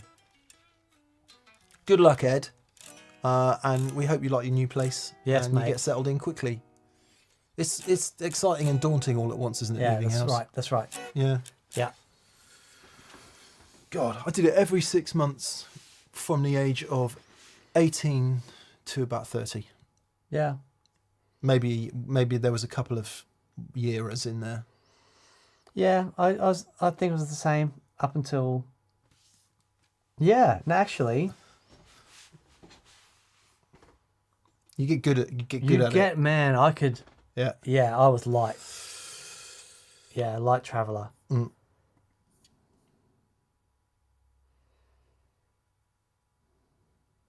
Jamie Brown says moving is the worst. Last year I moved from Idaho to Oregon, approximately 500 miles.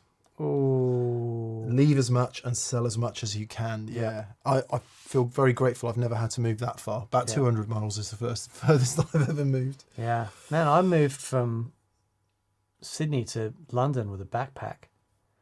Wow. And I shipped my guitar over, just Royal Mail, put some tape around the case, shoved a whole bunch of stamps on there. 3 days later it turned up.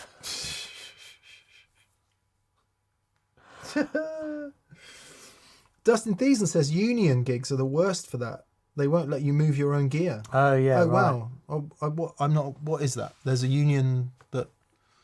If guess in America, if you're at a venue that's part of a union, they've got moving people as part of the union, and so they will come in and do that. It all has to do with who's working and insurance and all that stuff. I don't want to upset anybody, right? No. But that is an old thing in America. The unions. I have never known bureaucracy like the United States compared to here. Like everyone thinks Europe is bureaucratic and Right. loads of rules. Right. I've honestly never known it like the US. And maybe that's just because I'm an alien Right. and I'm used to dealing with it here in the UK. Yeah.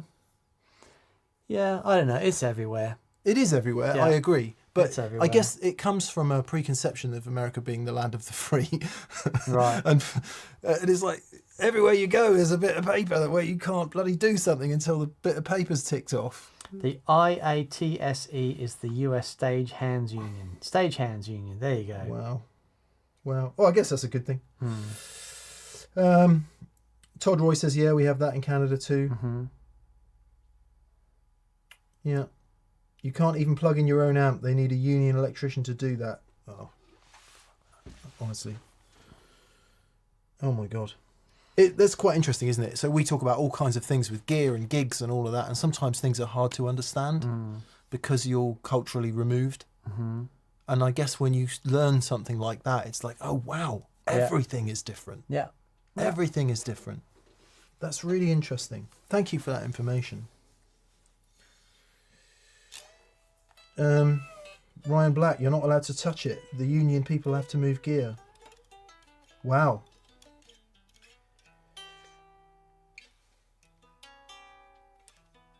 Wow. Wow. And then people are saying things like replacing fences and things. Oh, wow. Wow. Yeah, sorry, that's just very surprising because I had no knowledge of that. And when, doing gigs for me is carrying stuff for miles. I enjoy the setup. The pack down not so much, but I really like the setup. Getting everything just so.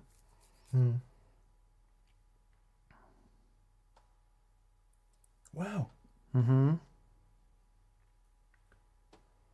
Wow. Mm-hmm. Steve says some places in America you're not allowed to pump your own fuel if there's an attendant. Yeah. Paul Tulovich is saying, Pennsylvania liquor stores, we can't rearrange our shelves, replace ceiling tiles, none of it. Wow. Anyway, sorry. But Mark Stevens says, I've never run into such restrictions at a bar gig in the US. Okay. Yeah. Okay. Because I guess if you're doing a function and it's in a specific venue that is all run by, just got to let them do their thing. Excuse me, sir. I'm going to turn my amp up to be much louder. Let me do that for you, sir. That's very good. Challenge idea, says Paul Matulovich. Okay, Paul. A Monty Python bit. What is your name? Coolest pedal name you have? What is your favourite colour? Best colour scheme? And what is the flight speed of an unladen swallow? Wild card. So we're with Tim and the rabbit. The big teeth. Vicious. One rabbit stew coming right up. Is that what he says?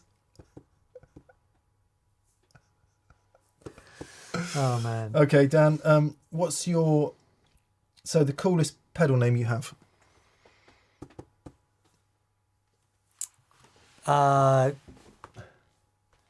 Coolest pedal name. Oh, it's very hard. Well, I know what mine is. I mean, Harmonious Monk. That's very good. That's very good. I'm going to say Red Wing. Okay. 'Cause that's Obviously, cool. we could pick a slightly rude electro harmonics Yes, one. and I thought about that. I thought, no, because it's not cool. Or indeed... It's not clever. It's not big and it's not clever. No. It's just naughty. Only swearing is big and clever. Yeah. Yeah, so it's Harmonious Monk. Okay. Yep. Number 2, your favourite colour. Orange. So this would be your best colour scheme for a guitar. Orange.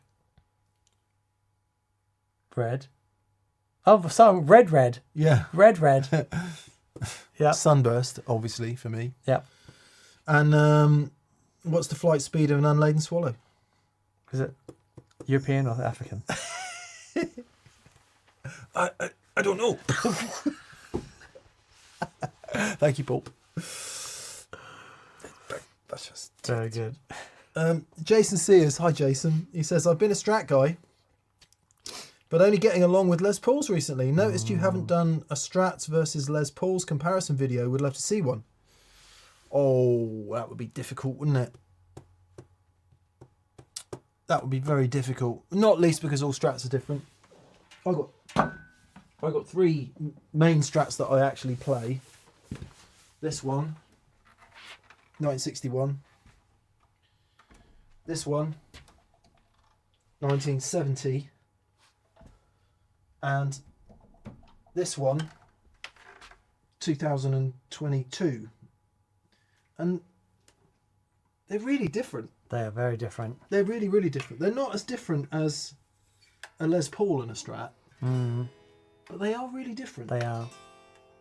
And the thing I find most interesting about Strats, now let me talk about Strats. And I've heard other people say this.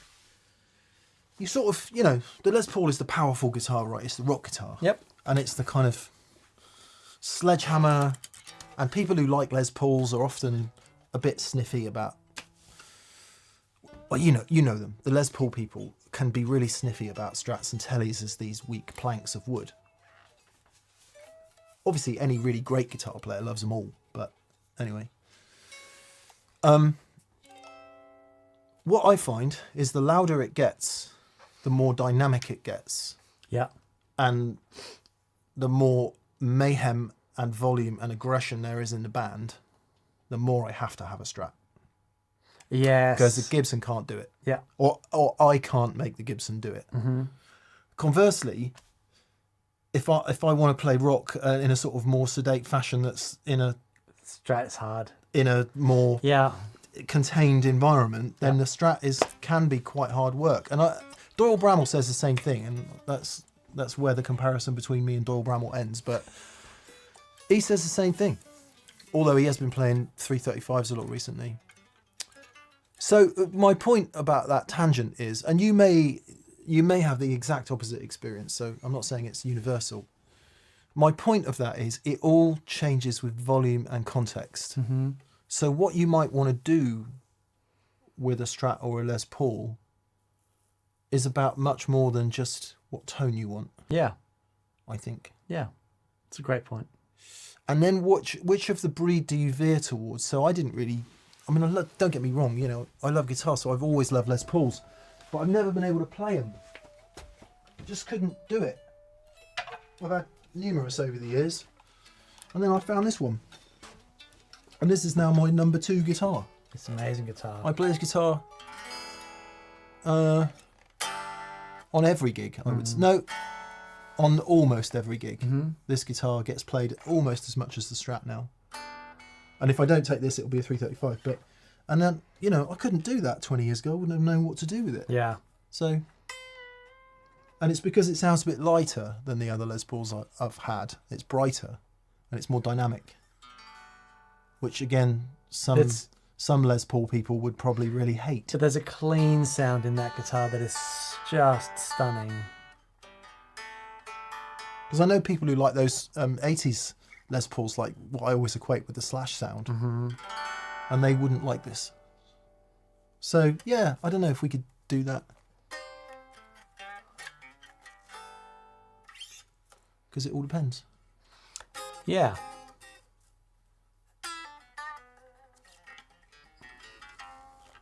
Great guitar. Freaking great guitar. But Strats, man, I don't know. If you, I mean, oh, well, I know what your answer is. If you had to let it all go tomorrow, you could only keep one guitar that was an electric guitar. What would it be? Oh, red. Be red. Wouldn't be the SG. No. Yeah, it'd be red. If I was going to be playing live, it would be absolutely be red. I love playing that SG so much. It brings me so much joy. And it does something really magical, that SG, and I just love it. How did you? That's the question I meant to ask you. How did you find it on Thursday? Great, but it was one of the reasons I want to go back to a bit more headroom in the amplifier. Is when the amp is compressing, the telly just goes fing, a thing goes through it. Yeah. But the SG was a bit more closed in. Did you plan to play the SG on any songs and go, actually, I'm going to play red? No. You didn't do that? No. I thought I had little bet with my own internal Ladbrokes that you would do that. Right. But no, I played the guitars I wanted to play, but because of the gig volume and everything just got a tiny bit louder and the amps were closing in a little bit, it was like, oh, okay. that is illustrative of what I was just saying about Strats and high volume. Once the amps start giving in, once everything starts squashing, the Gibsons they just disappear. Yeah. Well, not disappear. Then. They don't have the headroom to stay clear in the amps. Mm-hmm. Now, you could turn the gain down. Of course you could. You could change your settings and it would be fine. But because me and he are both primarily Fender players and that's how we've grown up, that's always the first port of call. Completely. That's interesting. Yeah. Yeah. So you felt that at the front as well? No, I didn't. I had no... both guitars sounded fantastic. Right. Could have been a bit louder, but... both guitars sounded... I was completely off axis in the back corner. Right. So I also wasn't getting the full front of house experience. Okay. So, right. It probably stood in front of you. It was perfect. Right. But no, they both sounded fantastic. They both sounded great, and they both sounded like the guitars they were, which I really loved. Yeah, me too. Yeah. Here we are, off on our own little excursion. So, Jason, I don't know if that's helpful or not.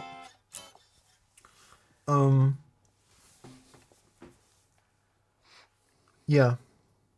I guess in conclusion, if you've got a really bright, airy sounding Strat and you love that and the vibrato's off the deck and, it's that airy, bouncy, lovely Strat thing, and you've got a sledgehammer 80s Les Paul that's loud, mids, dealing with those two guitars in the same gig is going to require some thought. Yeah.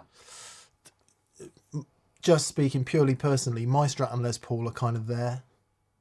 So the 61 isn't bouncy and light and airy. It's a bit of a sledgehammer Strat. And my Les Paul is much more bouncy and light and airy than the other guitar I just mentioned. So they are closer straight out the gate. Yeah, lovely. It's easier to deal with. Yep. Who was just asking? Someone asked if... Yeah, Andrew Cooper. Were the amps mic'd up on Thursday, Dan? Absolutely, they were. Absolutely. Yeah. What's the engineer's name? Darren. Isn't he good? He's so good. Chef's kiss. Yeah. He did a fantastic job. The Vic in Swindon, and it's like the last really good music venue left in Swindon. And there are other places that have bands, but the Vic is a dedicated live music venue. And Darren's been running it for like 12 years or something. And he's done such an amazing job. And they have great bands on there. So, yeah, shout out to Darren and everyone at the Vic for keeping it alive. It was a super mix. Yeah, it was really great. Sorry, I was completely off mic. It was a super mix. And what I loved about it is that the guitars, the vocals were just so clean and clear. And you could hear all your harmonies and it was really wonderful. So, sorry, I've been logged out. I've just got to log back in again. Because that's helpful, isn't it? Yes. Yeah. But yeah, it was nice actually, and it was a good example of the the wet dry thing because it sounded. I got my stage sound happening, but Darren just had it dialed in perfectly. And when people loaded in, I was like, wet amp could a little bit more, but he had everything he needed to get that sound out the front, which was really great. So yeah, brilliant. Unlike on 2 of my 3 gigs, only 1 mic. Oh really? Yeah. Okay. Yeah. Just a little bit hilarious, but there we are. Beautiful.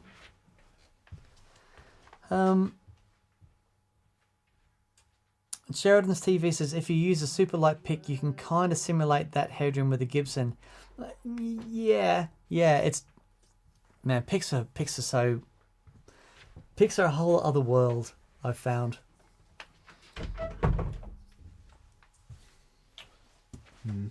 I every now and again I try something other than those prime tones that we use. And no, I dig them. Yeah. No, they are. I tried to do the Bookovac thing and use medium ones and hit the guitar lighter, but I think I need to do 20 years of that to get good at it. Good morning from Connecticut, says Justin Carbell. G'day, mate. Or Carbell. Hello, Justin, and hello to Connecticut. Go and see our good friend Mike Piera. Beautiful. He's in Connecticut. He is. Denver. Thanks for all you do. I'm looking for a recommendation on a Kingsley overdrive pedal to go with my 2 Rock Classic Reverb Signature 100. Yes, you are. I feel fondly towards everybody, but I feel very fondly towards the 2 Rock fam.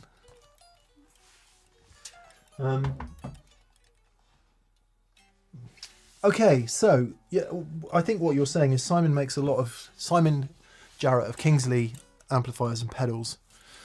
For those of you who don't know, and you probably do, because if you're watching this, you will know, Dan and I are massive fans of Simon's stuff. And there's all kinds of things that Simon does that, by Simon's own admission, are often quite similar. So,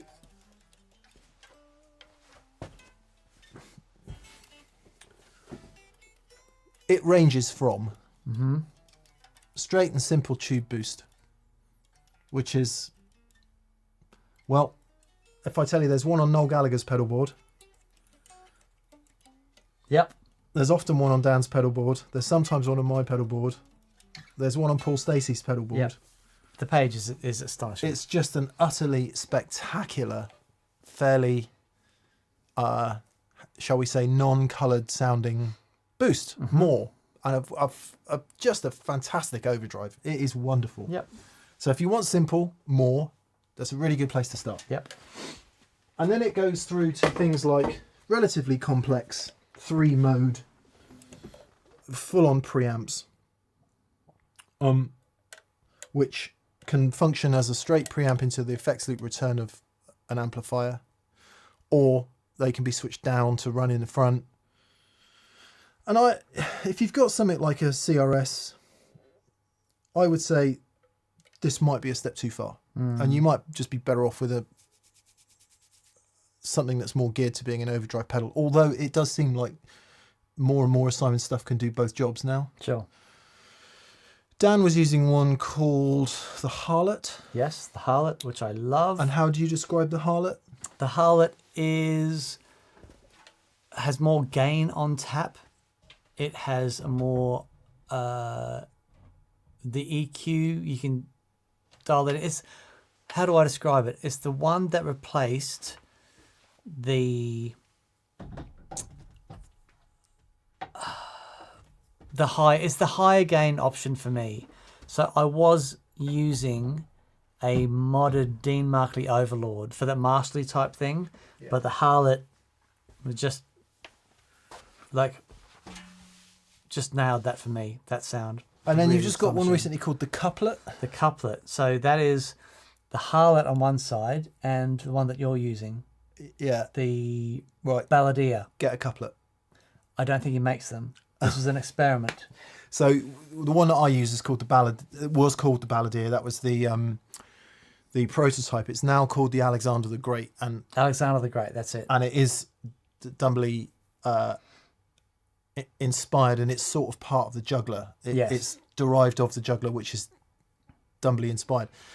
If Simon will make a couplet, get that, because that will be just Yeah. end of days. It's basically a harlot on one side and an Alexander the Great on the other. Yeah. Failing that, watch Simon's demos and have a listen. The harlot, we would say, is more. Nothing that Simon does is standard or normal, so I don't want to use those terms. But the Alexander is sort of specifically dumbly voiced. Yes. Whereas the harlot is a fantastic all-round overdrive pedal. Yep.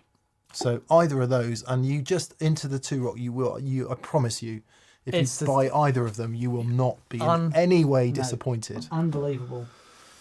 Yep. Yeah. Unbelievable. I think, just to add something to that, one thing I really love about the Alexander the Great, it's got a mid switch on it, and I can get pseudo tube screamery sounds out of it because it does have a mid push mode. Right. So if I run it with less gain, more volume, get the tone pot in the right place, you can do that sort of thick mid. Doesn't sound like a tube screamer, but you can do that thick mid thing in a sort of Chris Buck style, I might add. He likes that. Yep. Yeah, so I would say that. By Simon's own admission, he does make a lot of things that sit in the same ballpark. But watch his demos, listen to his playing, check out the ones we featured on the show, and the truth of the matter is you just won't be sorry. No. I appreciate it sounds like we're doing a bit of a sales job for Simon, but hand on heart, they are utterly fantastic things. Yep. That said, also watch last Friday's video and have a listen to the Bloomin' Tone King Imperial Pre. What a great sounding thing that is. It's wonderful. Really, really good. Yep. Really, really good. With a bit of extra functionality if you need it. What I realised about the Imperial Pre, doing the edit, I had to plug it all back in again just to check. When you use the 4 cable method, it puts the loop into the return of the amp, not into the front. Oh, that's handy. If you put a delay and reverb in the Imperial's loop, and then it goes into the loop of the amp. And you can be using the Imperial pre, or you can be using your amp's pre, but your delay pedal in the loop of the Imperial will always be in the loop of the amp. I was like, I had to plug it in just to check to do the diagrams. It was like, that is intelligent. Yeah. And the more I hear it, that reverb is really, really, really good. It's brilliant. Yeah. So, anyway, hopefully that will help you. Okay, we're coming up on 7 o'clock, so we'll wrap up. Let's see what the good people are saying.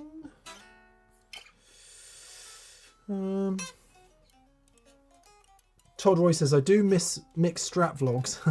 Bless you, mate. I don't know if I've got anything else to say. I'm sure I have.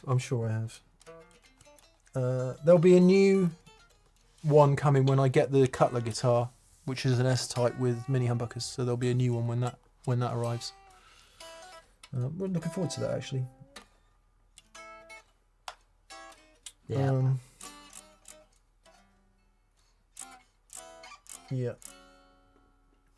Todd Roy says, how much did Noel play the mysterious black relict P90 Les Paul last evening? He played it a bit. He played that guitar. He played a Sunburst Les Paul with like double whites, or at least a single white. I couldn't see the bridge pickup. Right. I.e. coverless. And he played his 355 quite a lot. I don't know how much information is out on that black Les Paul. Yeah. Is there information out? I don't know. Okay. It won't be that mysterious, but it's a custom shop Les Paul with chrome, with nickel P90s. That's a really, really cool guitar. Dan and I have seen it up close. So, I don't want to say too much more till we know that we're allowed to say something, but yeah.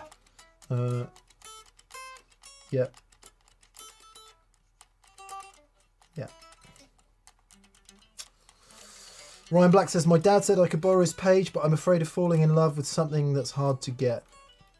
Yeah, what I would say about that is Simon does have a bit of a wait list, but Skip Simmons talks about this a lot on the Truth About Vintage Amps podcast. It's repairable. Oh, yeah. Because it's made on a circuit board with big parts, if it does ever break or go wrong, it's fully repairable. Yeah, completely. And also, it gives you that experience of the level. If you do fall in love with it, you'll go, okay, I really like this because it does this and this and this and this. I can't afford that right now, but what I might be able to do is find something that has some of those characteristics until I can get a page. And his wait list is down. He's gotten right down to a few weeks now, I think. Yeah, Paul Matulovic has just said the wait list is pretty well caught up. So, yeah. Chris Turner says, I'm waiting for Mick to go all Blackmore, give up Strats and play nylon string folk music with a lady in a corset. It might happen. I get a corset. I'm trying to be respectful, but we had to deal with all that on Guitarist magazine, and it was like, what? What? He's there in like pixie uniform playing a lute or something. And, you know, to each their own, and I mustn't be disrespectful, even though I'm being massively disrespectful. Good. All right. Johnny T, how would you compare the Kingsley drives to the Venus? They can cover similar ground for sure. What I use the Venus for is the more rock stuff. So a bit more compression, a bit more mid-scooped out, higher gain. What I use the Kingsley stuff for is more dynamic range, more off the guitar. And that's not to say you couldn't use either of those things for either thing. But yeah, that's what I use them for. Yeah. I love them both. I still have them both on the board, and I just dig them both. Awesome. The Venus is really fantastic. Oh, it's brilliant. It's tiny. It's not massively expensive, and it's a really, really cool thing. Yeah. Stuart Ascot says Noel's guitar is a R0, so a 60, finished in black with P90s and nickel covers. It's all over the internet. Yes, it is that. Yeah. But there might be some more to say about it in due course.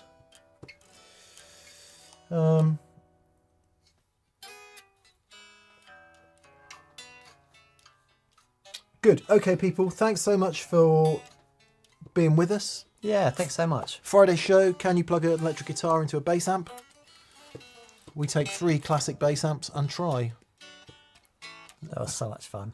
Although, just preempting it, no solid state, no digital. They're all tube bass amps. That's one of them. And it's interesting. Good. Nice. Yeah, thanks everyone. Dan, play us out.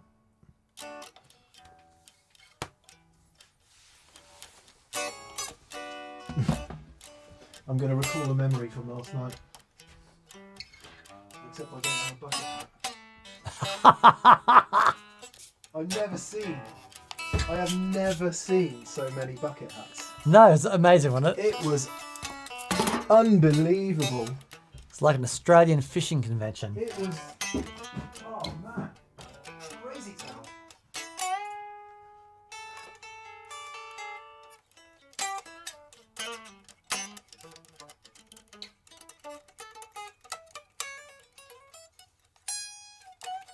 I think Mick's gone looking for a bucket hat.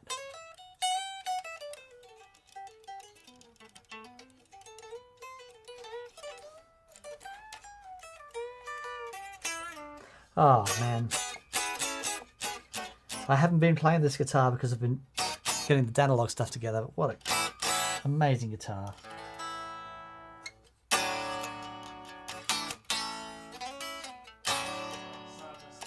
No bucket hat? No bucket hat. Oh, there is one. Mick's found one. Mick's found one. There is one.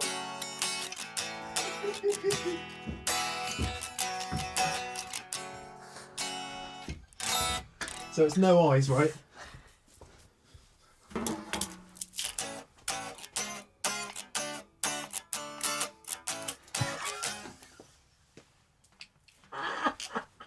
That is my Liam impression.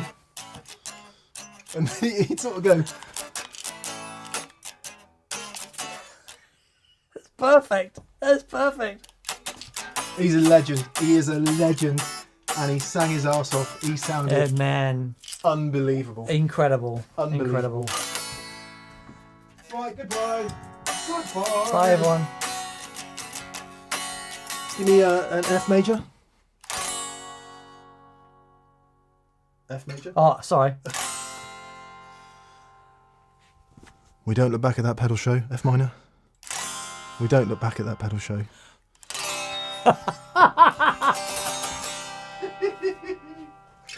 Oh, very good. Very good.